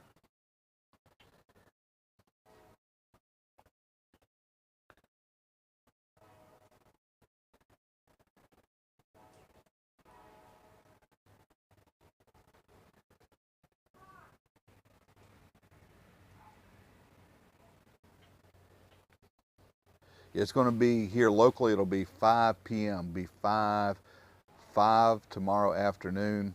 We'll definitely be live by that time. Not expecting the detonations to take place until maybe an hour, 45 minutes or so after that. Sometime after 5:30.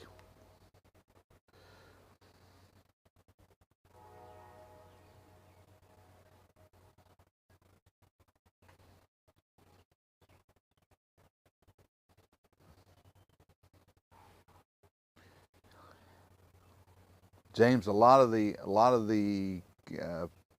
I don't know what kind of setup you're watching on YouTube right now. If you're on, I know that subscribing to the channel is much easier on a smaller device or a computer. Trying to do it off of, if you're watching this through a smart TV on the television, you're probably going to have a lot of difficulty trying to subscribe for that. Most of the time on my system, it says go to your computer or your handheld device or your tablet to subscribe.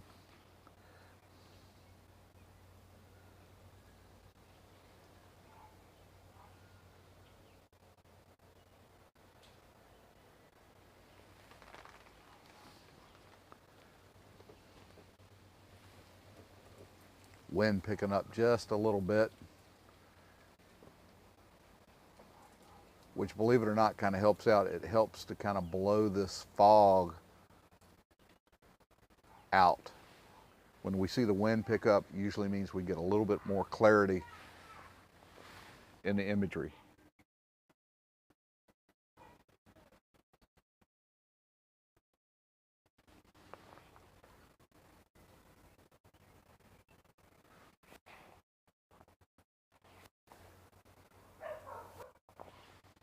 The ship's got to get moved.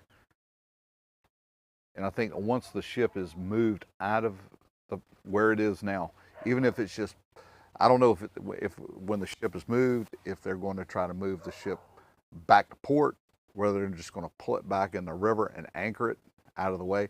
But once the ship is moved, it's really going to help the crews, especially Don John, working to clear that channel to get that material out of that area. That is the critical part of the equation here. Get that material out of the channel so they can restore the shipping commerce to the port of Baltimore.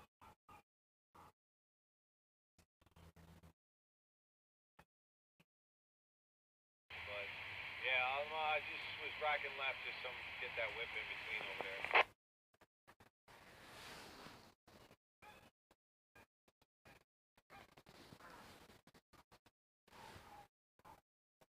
Detonations to follow tomorrow.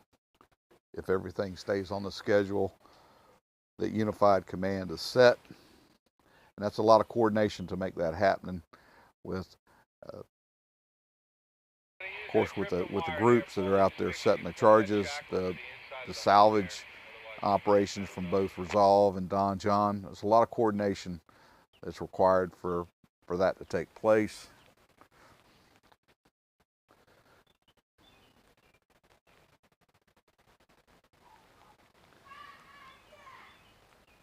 Rain starts to fall again here at our location. The rain we saw moving across the river a few minutes ago has made it here. It's starting to fall here again.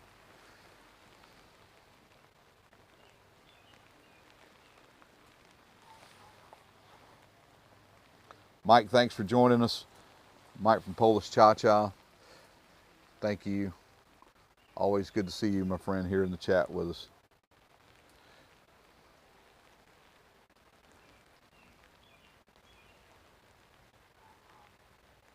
You know, I don't know exactly who has been contracted to do the demolition. I understand that in the area,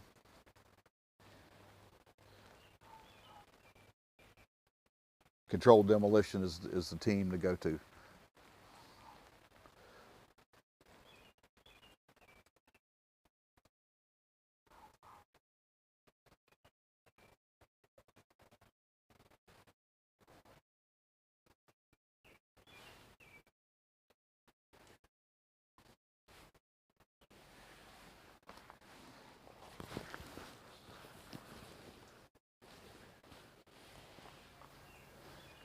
And just like that, once again, you know, I used to wonder why battery packs were made with 50 at a time. I understand now.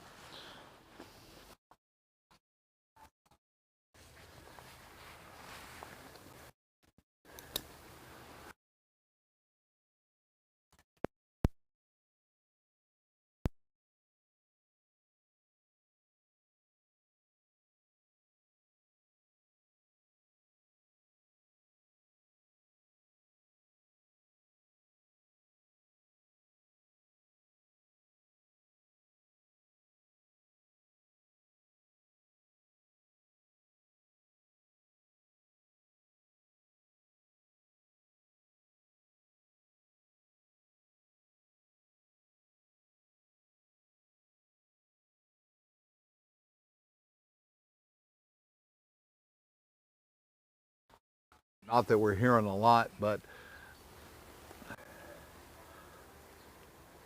that's the third pair of batteries for today. Going into our VHF receiver. No, you guys are eating it, I know. Yeah, exactly. Might be your next project, Mike.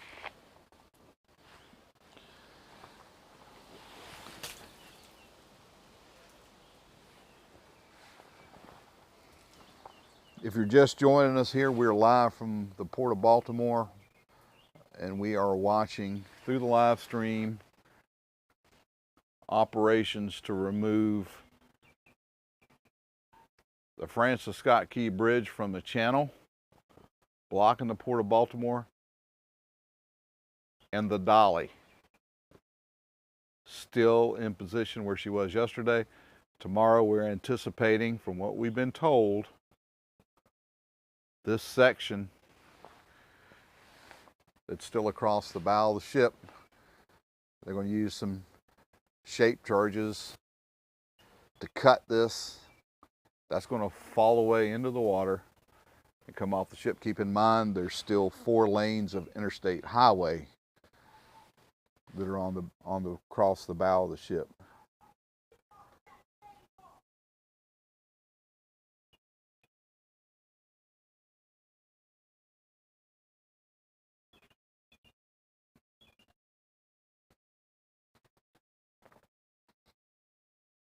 It only makes sense, yeah. The the the captain of the port here with the U.S. Coast Guard, if you guys remember, one of the Evergreen ships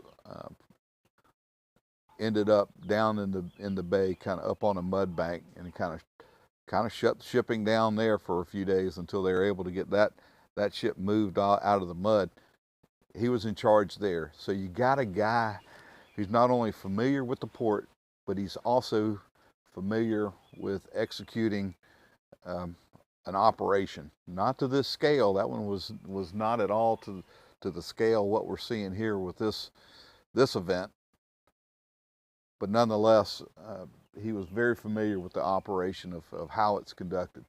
And you know, if a situation had to develop, I can't think of a better scenario to have somebody with that kind of experience here in the port.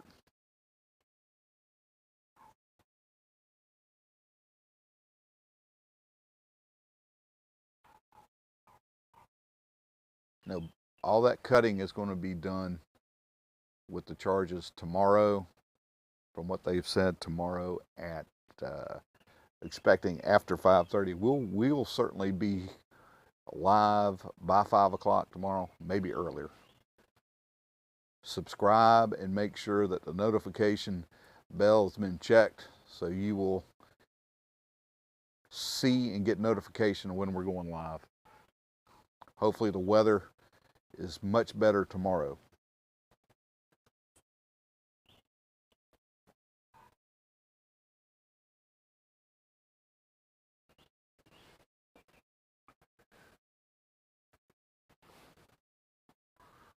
I think we've been live here coming up on 2 hours from this morning, and very adverse conditions. Weather conditions have been not great today. We've seen some movement. We see a little bit going on back over here. It looks like there's a barge being moved in the back, the crane. You can see that crane has got a hold of one of the spuds and it's up, and they're moving it away from the area. Looks like it's headed back to Sparrows Point, somewhere over there. Here we go.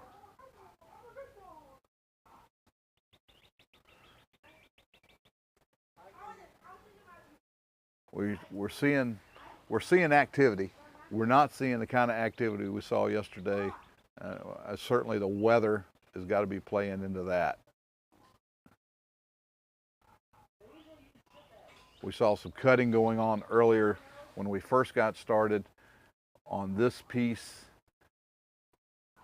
of span that's coming up out of the water.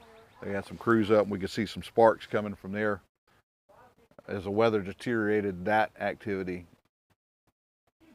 ceased. We've seen on this section, the section that they're going to cut with the charges, we've seen a man lift up a time or two,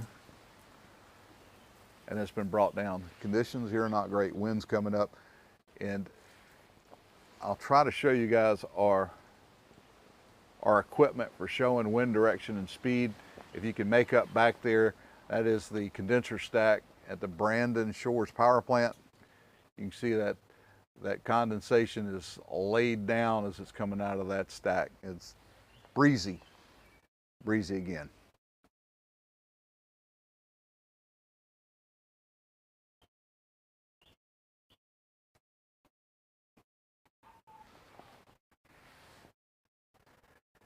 Even with adverse weather conditions, we're going to try to bring this story to you as best we can.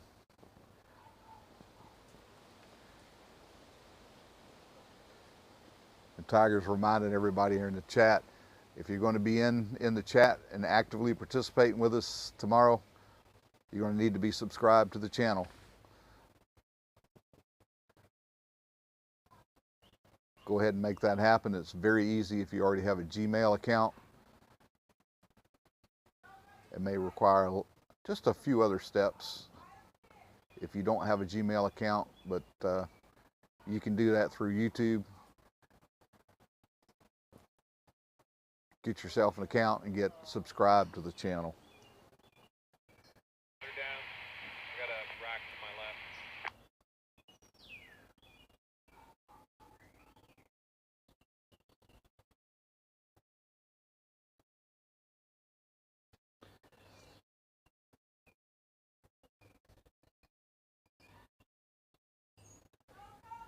I think the Resolve is in charge of moving the Dolly, and Don John is the one in charge of getting this channel opened up. Those two teams are working together to make that happen. If you want to know who's in charge of the operation, it's the captain of the port for the U.S. Coast Guard. And the Coast Guard's working there with, along with the U.S. Army Corps of Engineers, personnel that they've got in place. It's pretty long and well-defined resume, and it's awesome to have that group in position to coordinate everything that's necessary to make this work site as safe and as efficient as it can possibly be. They've got some great guys here working on the job. There's no doubt. Probably the best in the world are assembled here in Baltimore.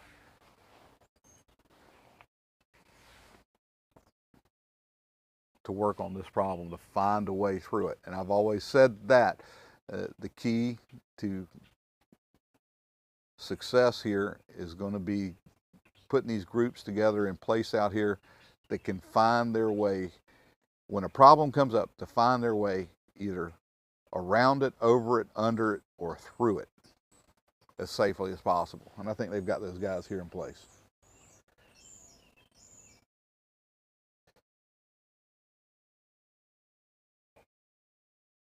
Yeah, the live stream, all our live streams are available on the channel.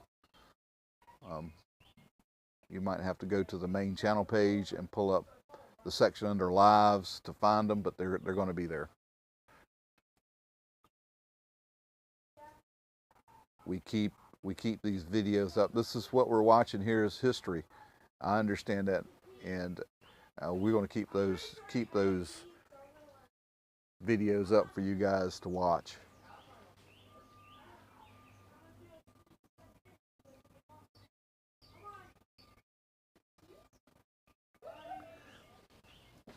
It looks like I can see, I can almost make out the man lift back up again, and I almost can make out guys in the basket. Are you guys able to see that now? And they're heading back up. Now we saw them in this area earlier. That weather moved through, and they pulled back out of there. It looks like they're back in a position now. If you look just to the left of the stack of upright containers that are still there on the ship, and that right part of the bridge span, you can see what appears to be a white and then an orange boom.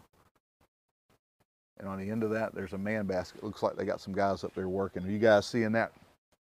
I hope you are.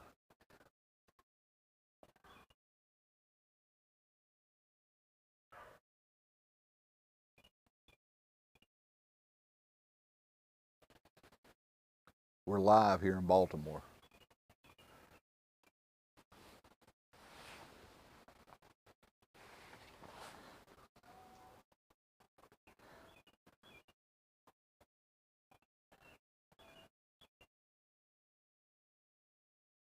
Again, we'll be putting up our 4K video from today. It'll be modified as sped up, and then we'll overlay a little audio from today, give you guys a little something to listen to, and you guys can see what's going on through that telescopic camera a little better, a little clearer than what we're able to bring you here on the live stream. And it only takes about anywhere from 8 to 13 minutes to watch it. We'll speed it up.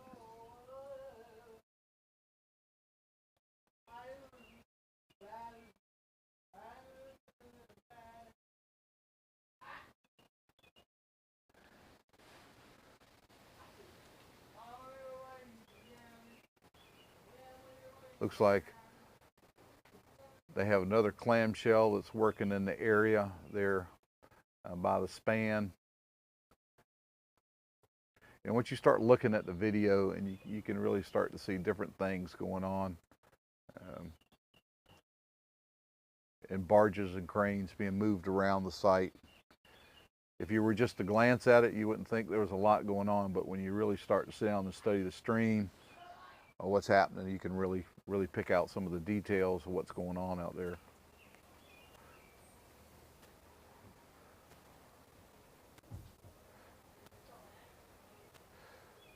Again, from what we've been told by some of our subscribers in the chat, they are working on a lift on the starboard side of the Dolly.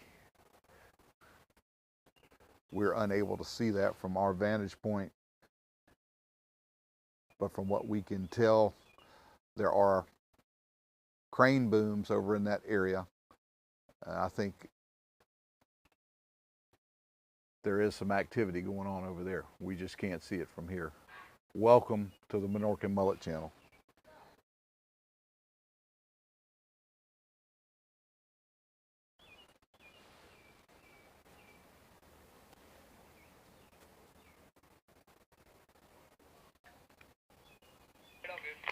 You guys are the reason we're here.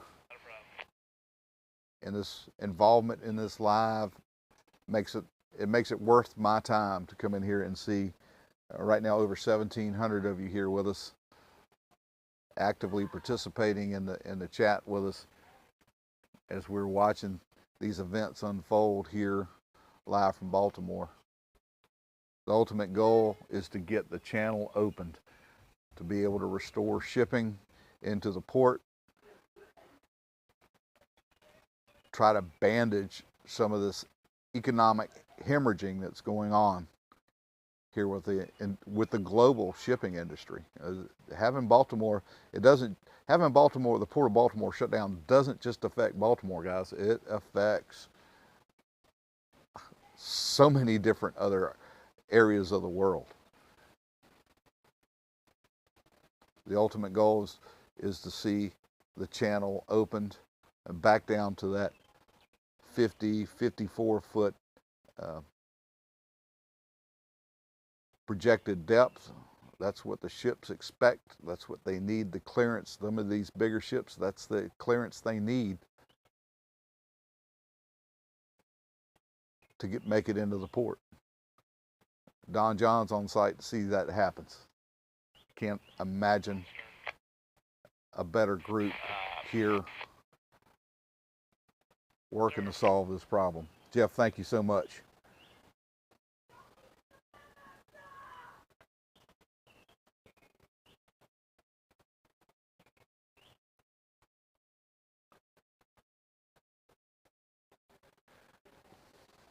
Yeah, I've seen some video of some cars that are in containers. I haven't seen any police reports to indicate they were stolen. If you guys have got some of that information to share with us, that'd be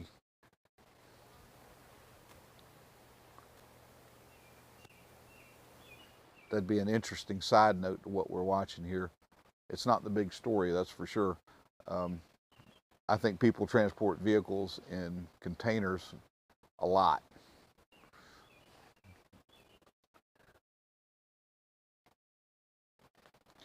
You know, it's a gray day, it's a wet day, it's a little bit breezy day, and the rain just starts to fall. I can usually take 2 of those. When you combine all of them, I start to get chilled. And yeah, I'm huddled up here in my foul weather gear underneath the tent. And again, thanks to Rob and Robin for hosting us here on their property to be able to bring you guys these videos. Couldn't do it without you. Visibility quickly beginning to deteriorate again at the site. And we're going to see this throughout the day. This weather, this little pattern that we're in is going to last through the day. Hopefully tomorrow we've got clearer weather for the anticipated detonation of those charges and the release of that span from off the port side of the Dolly.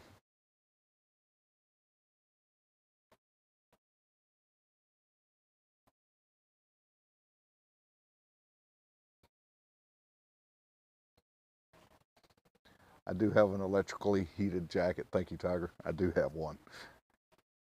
It was an investment, and it's been a nice investment.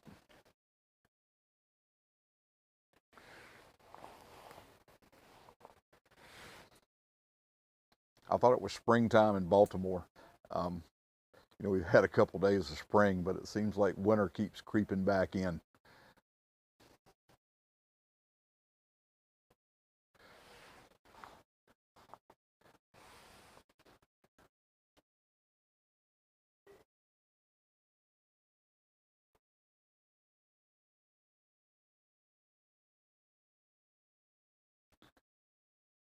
Yeah, I have not heard that any of the vehicles were stolen that were in containers on the ship. I've seen videos that were provided by Unified Command and some other sources showing there were some vehicles. I think over on Jeff Ostrow's channel, we looked at the 4Runner and maybe a Corolla. We saw some video of a couple Toyotas that were in containers. I heard no mention anywhere of them being stolen.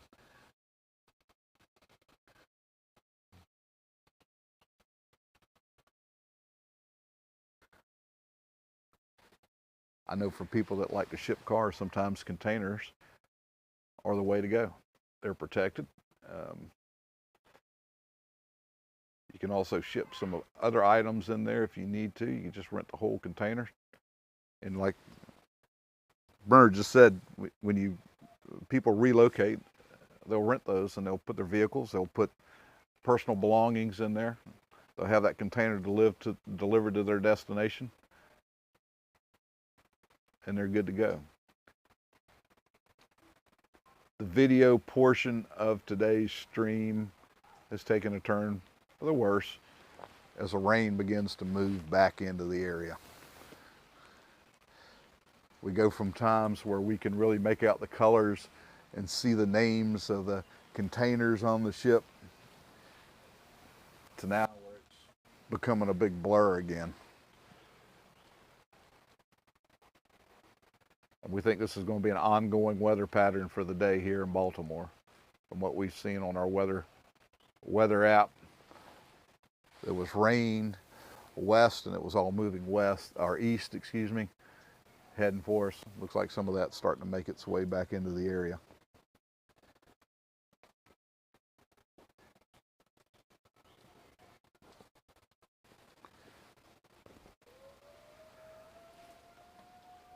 I think today's live stream, we're probably going to go for about another 45 minutes, another at least up until 1 o'clock local here in Baltimore.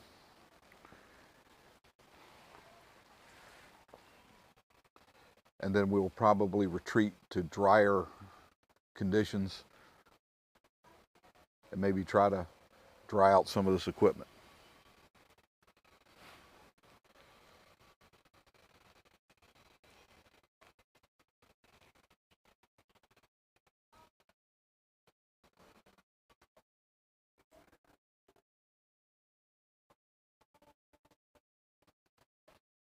I'm really amazed at how involved we have people from so many areas across the world involved here. It's awesome to see, and it really reminds me of my days. Let the valve fall to the south.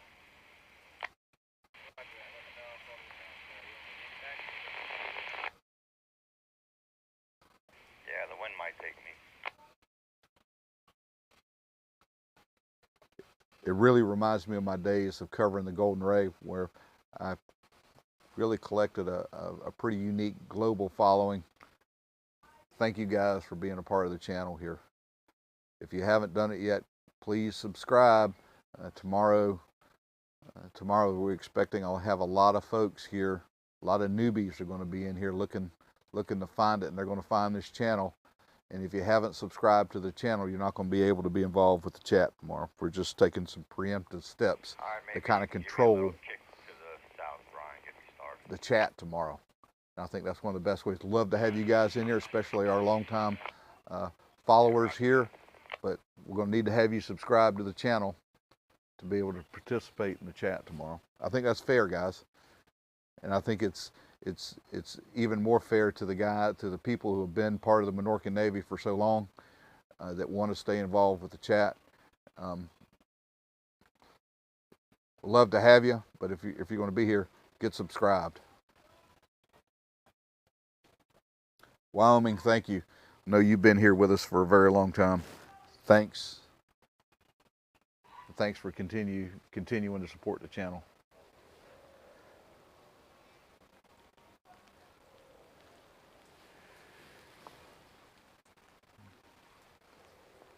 Not really seeing, we can see that basket is still up in place.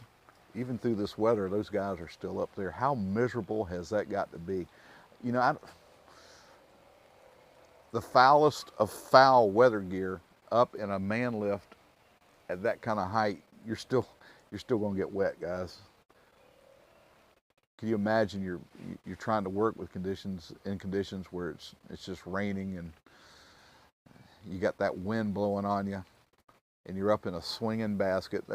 I know they look awfully stable from 1.5 miles away, but I want you guys to keep in mind the first thing that unit is on a barge, just floating, and it's moving, and not to mention there is some engineered sway into those man lifts. I'm sure that all gets to be a challenge. Al, thanks for being here with us. Al's a long time subscriber to the channel. You know, we'll see people that pop up in the chat, and we remember their involvements from when we got the channel started, and it's like seeing an old friend when they jump in there. Thanks, guys. You guys that have been with me, I certainly appreciate you guys being here.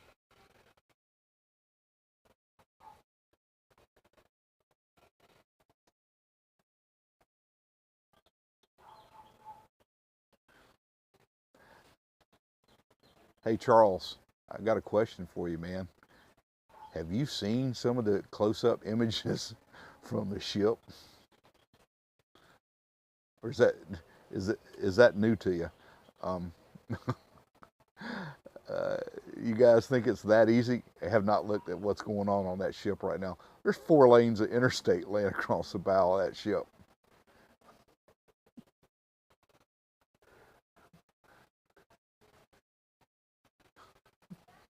I don't care how they do it in other parts of the world, but when you see some of the images that you've seen here on this channel from what's going on out there, if you can't look at that and just shake your head and go, you know, where do I start? You know, I don't know. When you've got sections of a bridge that are impaled into the deck of a ship, yeah, a little different.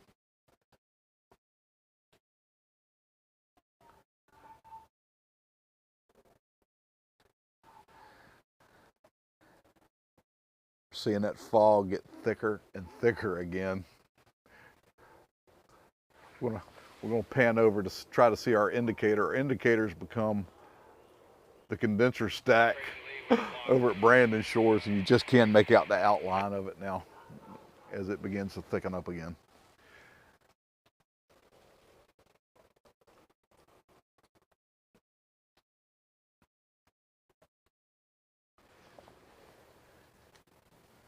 We're trying to watch the image here. We know that there were, a bit ago, there were some guys that were, I think they're still there. I can still see them there. They're in a man lift there, and they're working. Our attention's been focused on that group that's in there.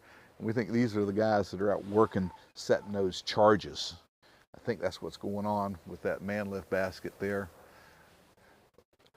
These guys have got a deadline. You know, word's been handed down. This is supposed to happen tomorrow afternoon, sometime after 5:30. We're going to definitely be here with you guys live tomorrow at 5 o'clock Baltimore time. But these guys are probably feeling the wrath of that time schedule right now. We see them up there working in these weather conditions.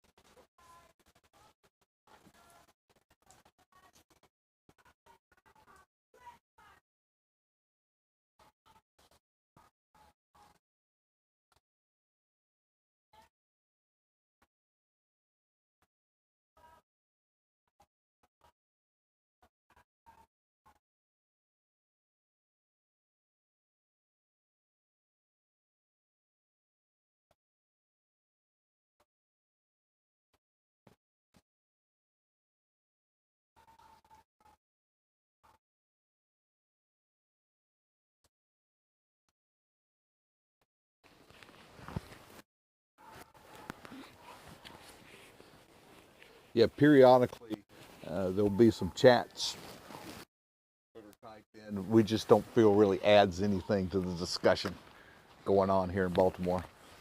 And periodically, those will be removed. And periodically, if those comments continue to come in from the same person, they get taken out of the classroom. We got a way of doing that. Thanks, Tiger.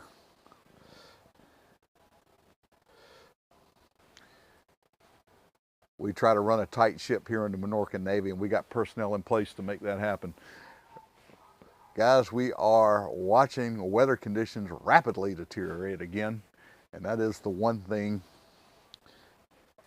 that you certainly will be able to notice on our 4K video that we'll post later on this evening from today's activities. And when we speed that up, you want to see just how, which it's going to be interesting for me to see just how fast this weather's just been coming in, going out, coming in, going out. I can no longer see from my point here the indicator of the Brandon Shores condenser stack. It's gone. Can't see it anymore. And trying to make out the Dolly. These are conditions that we were showing when we first came on the air. You can barely make out the outline of the ship. There's a little bit of color. You can see how low the clouds are. And the rain will be following. We're going to try to stay here with you guys for about another 35 minutes. And then we're going to vacate the area I think we're going to have some more rain to follow. And I'm going to have to go and stick the cameras in the oven, try to dry them out for tomorrow.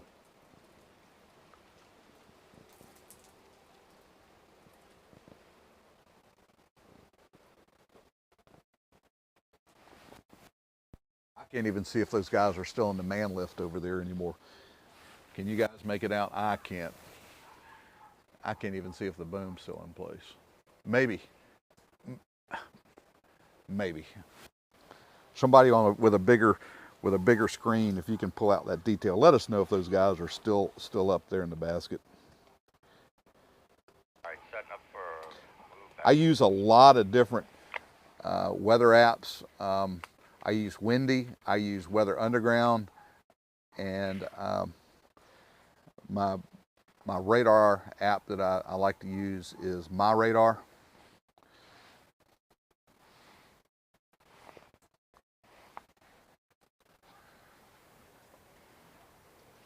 I do use Windy.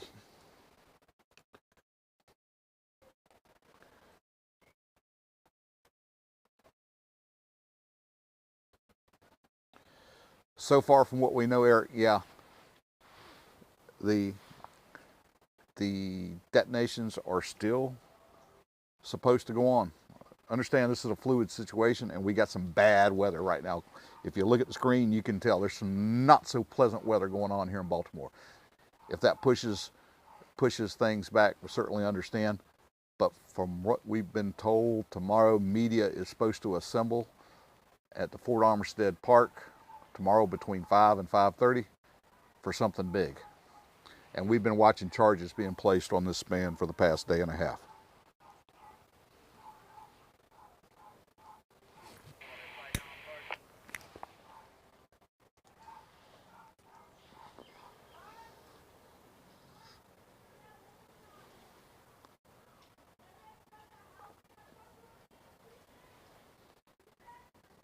I'm just going to step back.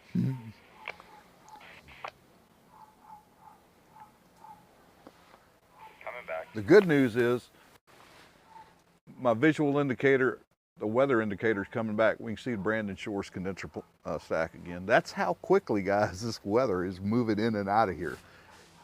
That stack will go from completely obscured to where you can make it out again and make it out with some degree of detail.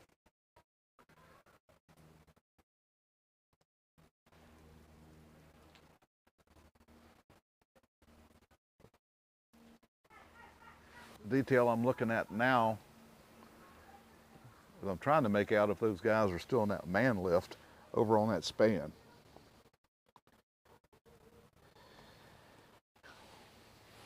Gearhead's telling us that he can't see them on his computer anymore. It's just gotten, it's dark and it's foggy.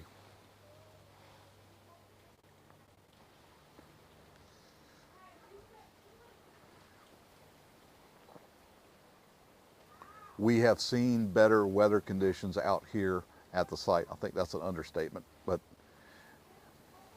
it's pretty rough out here right now.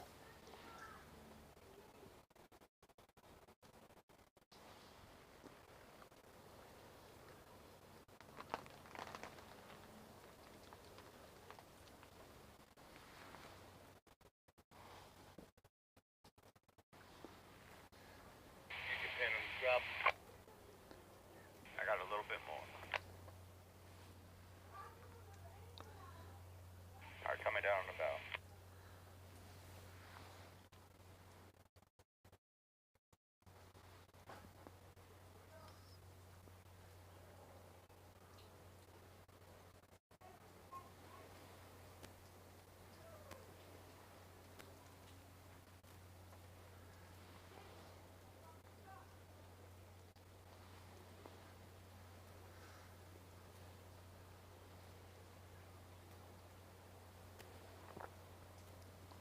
From what I understand on those charges, they're set off electrically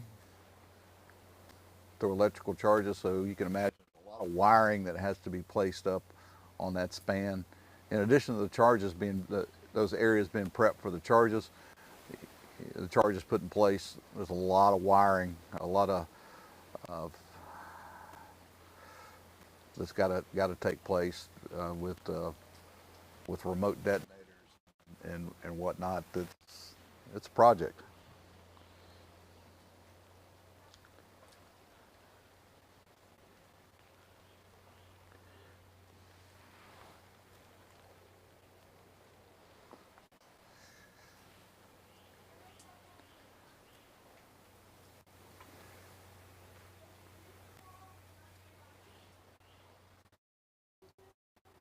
Guy, thanks for joining us here.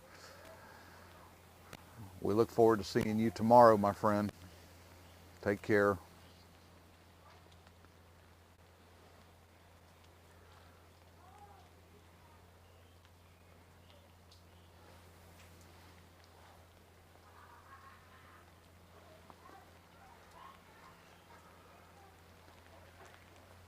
Thankfully for us, the forecast for tomorrow is for a little better weather. We're expecting to see some improving conditions later on this afternoon. And hopefully that continues on. Rain's picking up again here where we are located.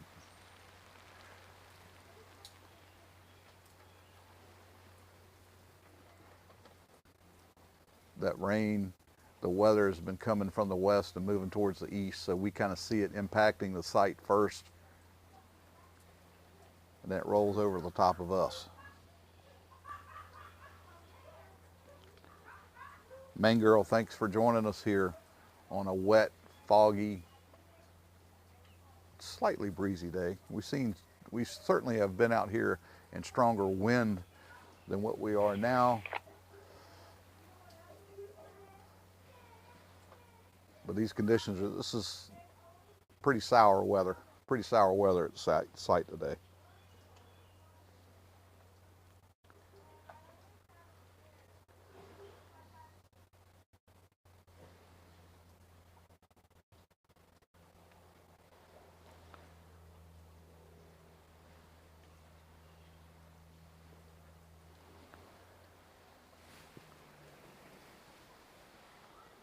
Guys, we're going to stay with you here till 1 o'clock, and then we're going to stop the live stream at that time and get back and try to dry out some equipment. It's not just equipment; it's the bags. You know, when I travel, I look like a gypsy moving from place to place with the stuff we've accumulated to be able to bring you the audio and the images that you're seeing.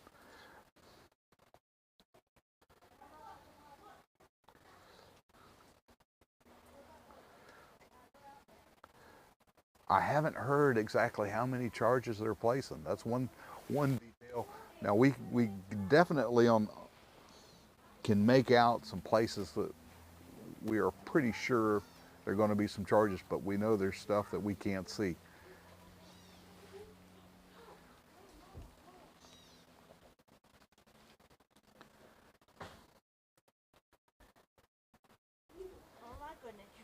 say hi. I'm letting her out the potty. Robin's just come out. We got a little friend here with us. One of their pets. Out checking things out. Good morning. Good afternoon.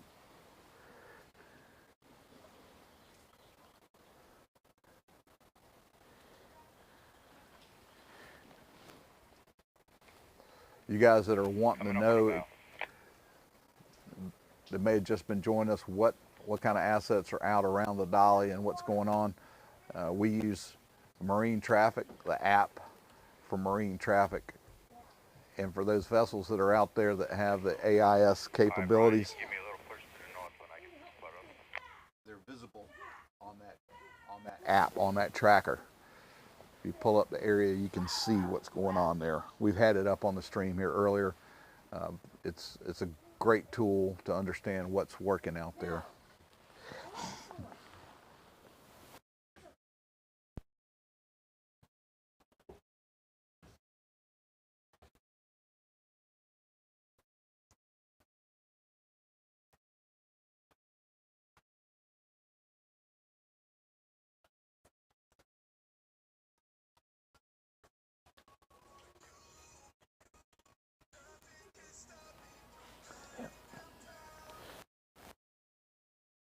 Can you get a view from here? Huh? You got a good view from here? No. Robin's just come out and she's asking about the view. Well, right now it's improving, but we've seen it where we can barely make out what's going on out there. Because of the fog? Because of the fog. All right, we just lost a battery in the main camera. We can fix that problem real quick though. Bye, folks.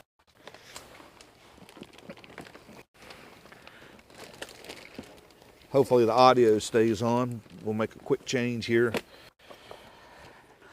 and re-energize the camera.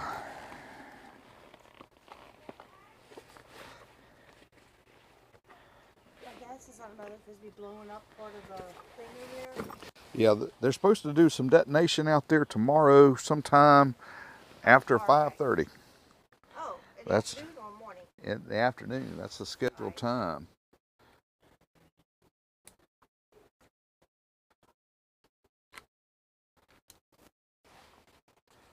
Besides the fog, I know you were in the other yard. Can you still get a good view from here? Oh yeah. Okay.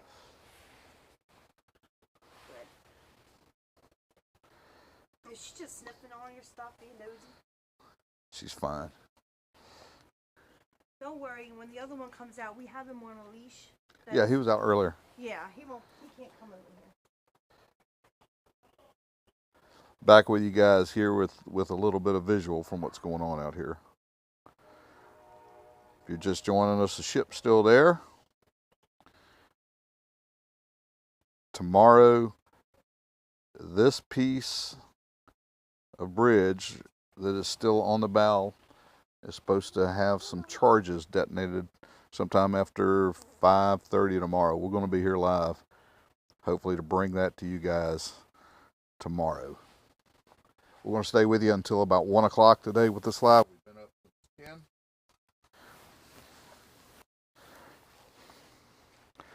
Thanks for being here, guys. And if you haven't done it yet, please subscribe to the channel. Sure.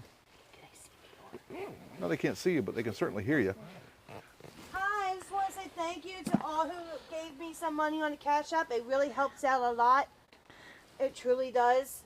We're taking care of 3 kids and my elderly grandfather. It just means so much to me. Thank you so much. That's Much love.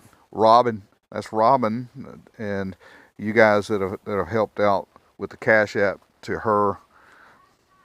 Guys, thanks so much.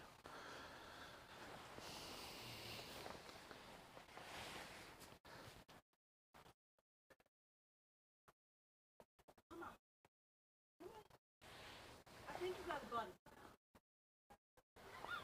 She won't come in. You got a buddy now. She's fine. With Robin and her dad, Rob have been Mama. the folks hosting us here and allowing us to bring you the images we're seeing. Weather conditions, again, the sky has lightened up again, and we are back with a pretty decent view of the ship. Probably one of the best we've had all day.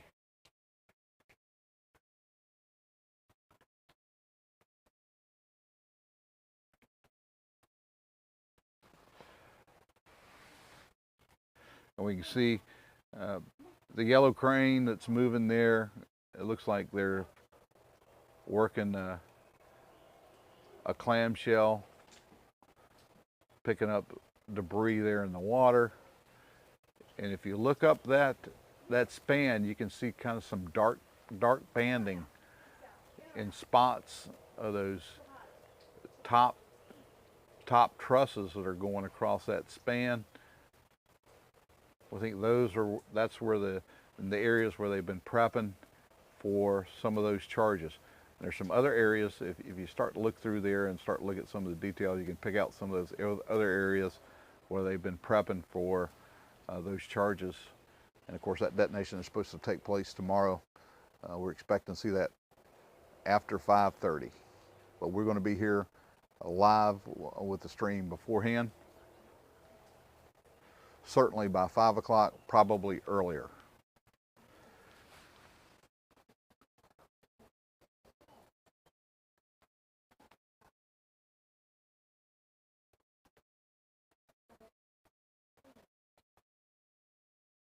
We have not seen the NTSB. Thanks, Tiger, for bringing that to my attention. We're still awaiting the NTSB preliminary report to be released. If you guys are familiar with the NTSB on any of their events that they made a report, they're not likely to put out a report until they've crossed all their T's and dotted all their I's. But we're anticipating sometime here soon to see a preliminary report on the events that unfolded that caused all the chaos that we're seeing here in the Port of Baltimore.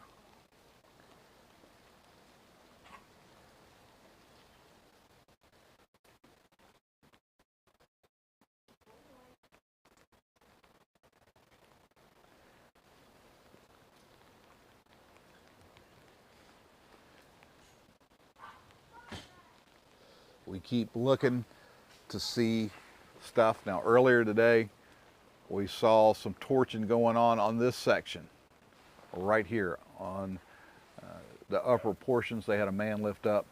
You can almost make out that man lift now there on the barge on the opposite side. That unit was up and there was some torching going on. The weather started to deteriorate and that man lift came down. And those guys were stretched. They were stretched out there a pretty good ways to get to that spot where they were working.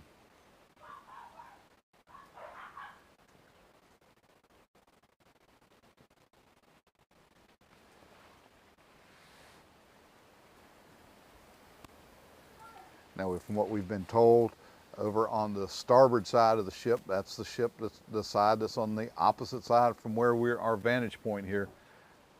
They were doing some lifting over there. I think that the Streamtime Live camera on the other side may have been able to catch some of that. We're not sure. I haven't monitored that channel today, but not sure how good their visibility is. We can just imagine that they're having the same kind of issues we're having today with the weather moving in. And just as quickly as it clears, it goes away.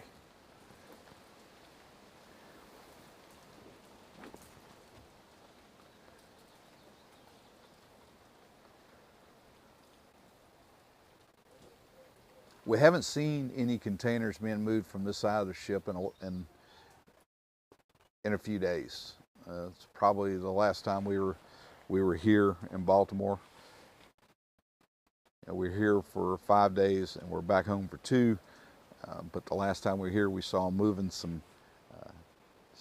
of those tanks, the framed tanks. We saw a couple of those coming off. But since we've been here this time, we have not seen any containers being moved from this side of the ship. Can't say what's going on the other side of the ship.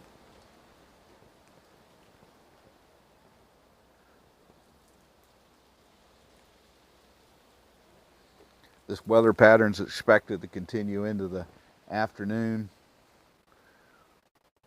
hopefully clearing this evening, and tomorrow's forecast looks a little bit better.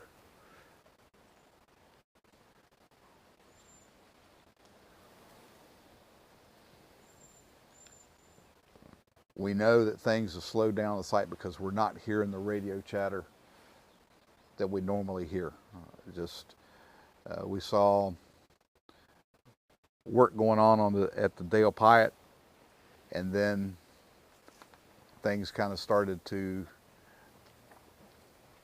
slow down. We heard them call for a muster, and since that time we really haven't seen anything going on the Dale Pyatt. Conditions continue to deteriorate. We have lost our visual indicator again. Can no longer see the condenser stack over at Brandon Shores.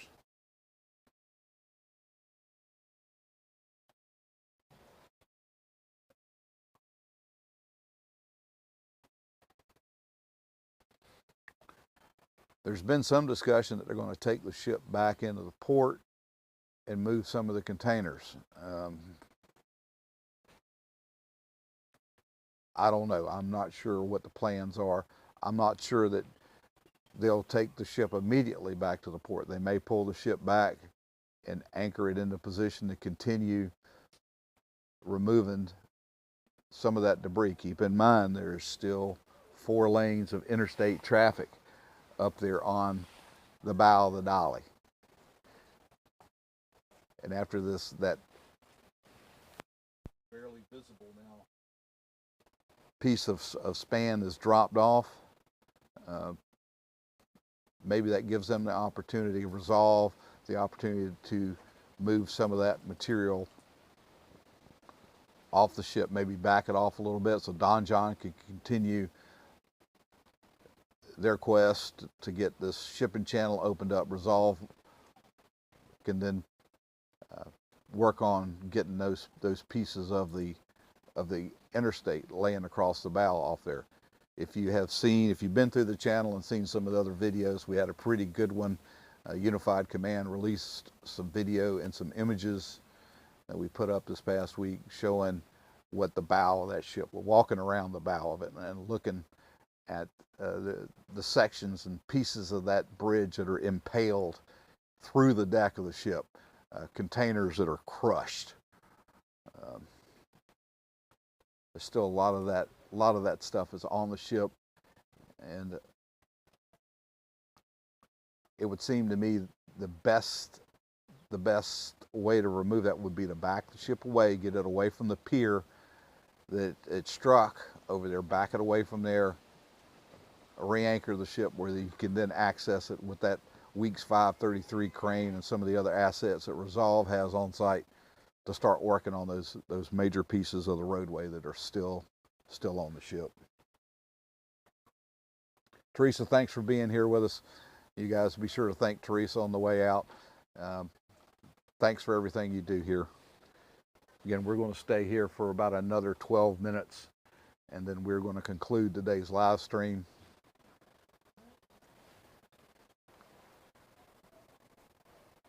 Try to go recharge some batteries, buy some batteries, and dry out some equipment. It's been a wet day here in Baltimore.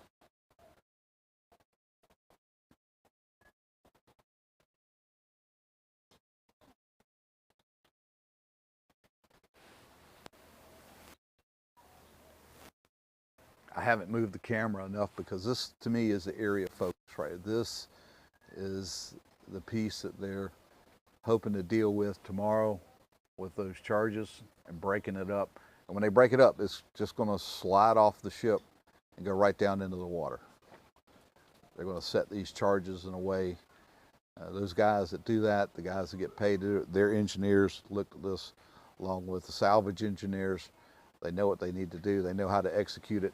and they're going to do that, and then these pieces will hopefully slide down right alongside the ship where they can be pulled up and taken over to the Trade Point Atlantic area over at Sparrows Point for further processing.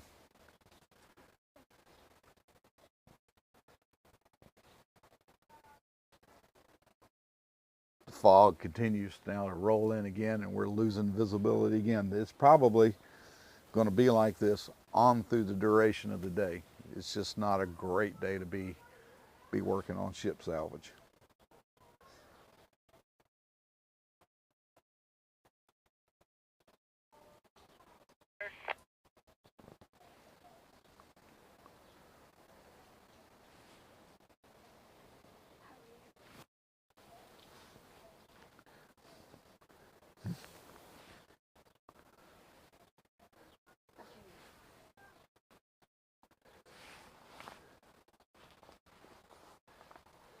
You guys that are here with us have been with us now. We started a live stream about 10 o'clock this morning, and we've seen a little bit of activity going on, a little bit of cutting that happened, but the conditions out there just have not been ideal for any kind of aerial work. We haven't seen a lot of movement. We know the Chesapeake 1000 was moved over to the Sparrows Point area over at Trade Point Atlantic, and from what we understand, they had lifted a pretty good section of steel from over off of the port side of the ship over in that area. Understand they left with it this morning early.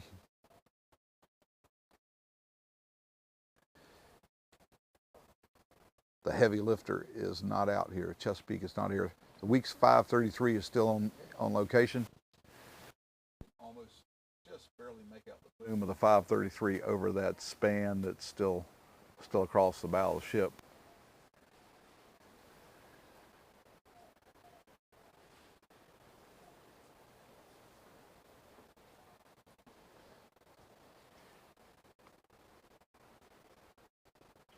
Not as much to see here today, but we certainly thank you guys who have invested your time to be in here with us and looking at the site. This is all part of the story to me.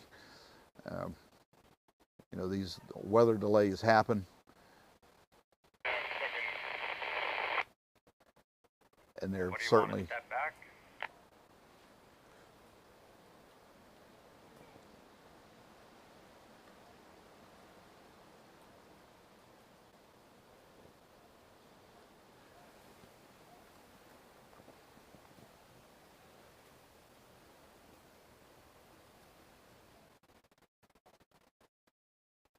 but as the story unfolds, and this story, when people sit back and talk about it, they'll talk about delays and things that happened.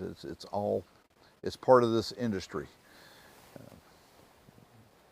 So much of what can be executed has to be executed around a weather window.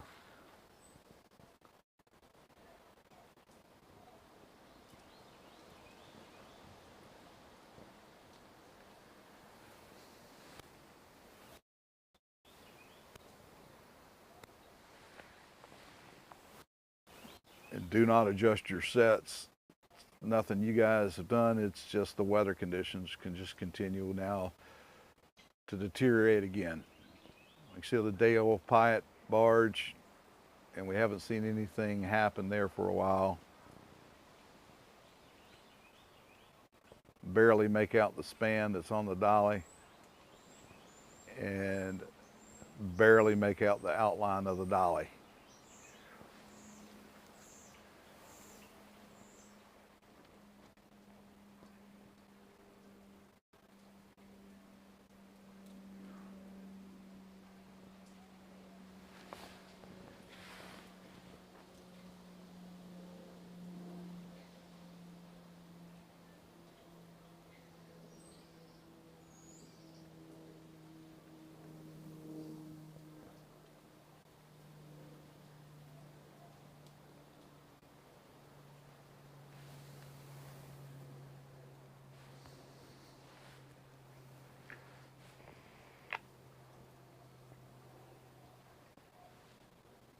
Again, if you just checked in with us here in the stream, we're going to go to about 1 o'clock. We got about 6 more minutes here, and we are going to retreat to a warmer and drier environment than what we're experiencing here. Tomorrow, detonation of the span that you can barely see in the frame there is slated to be sometime after 5, probably after 5:30 tomorrow. We're going to be live by 5 tomorrow. If not 5, by 5 tomorrow we'll be live. And another note, if you're just here with us, we're expecting a lot of visitors tomorrow into the stream. If you would like to participate in the chat, you're going to need to be subscribed to the channel. So take the opportunity, if you haven't done so, to establish an account. It's not going to cost you anything. It's a little bit of time. Get an account established with YouTube and get subscribed to the channel.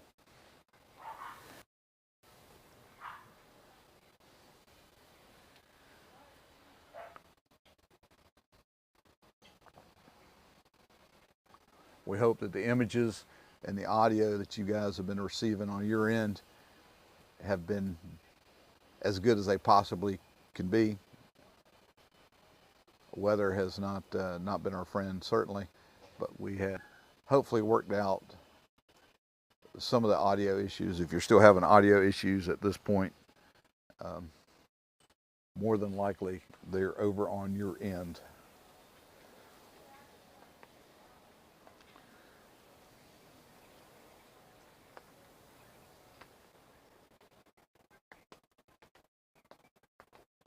Thanks, John. You guys, thanks for joining us here today.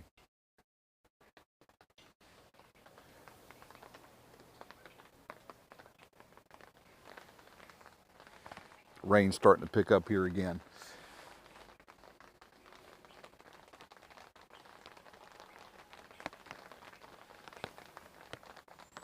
I can't tell you guys here in the chat how much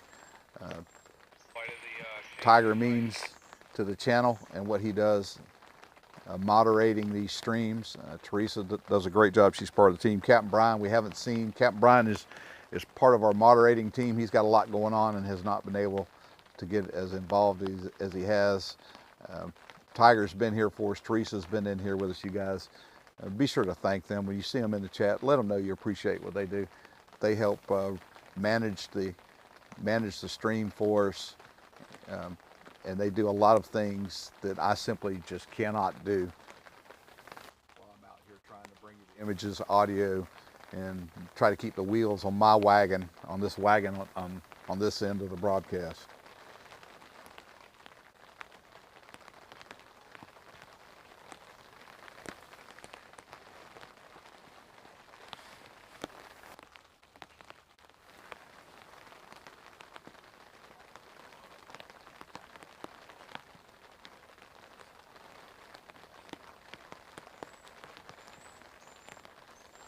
Andrew, that's a good question. Is there lead paint on the bridge? You know, these bridges are maintained periodically with sandblasting and repainting and that thing. I'm sure that any lead-based paint that was on that bridge has been inhaled a long time ago. I'm sure that's been knocked off and painted over by more environmentally friendly coatings.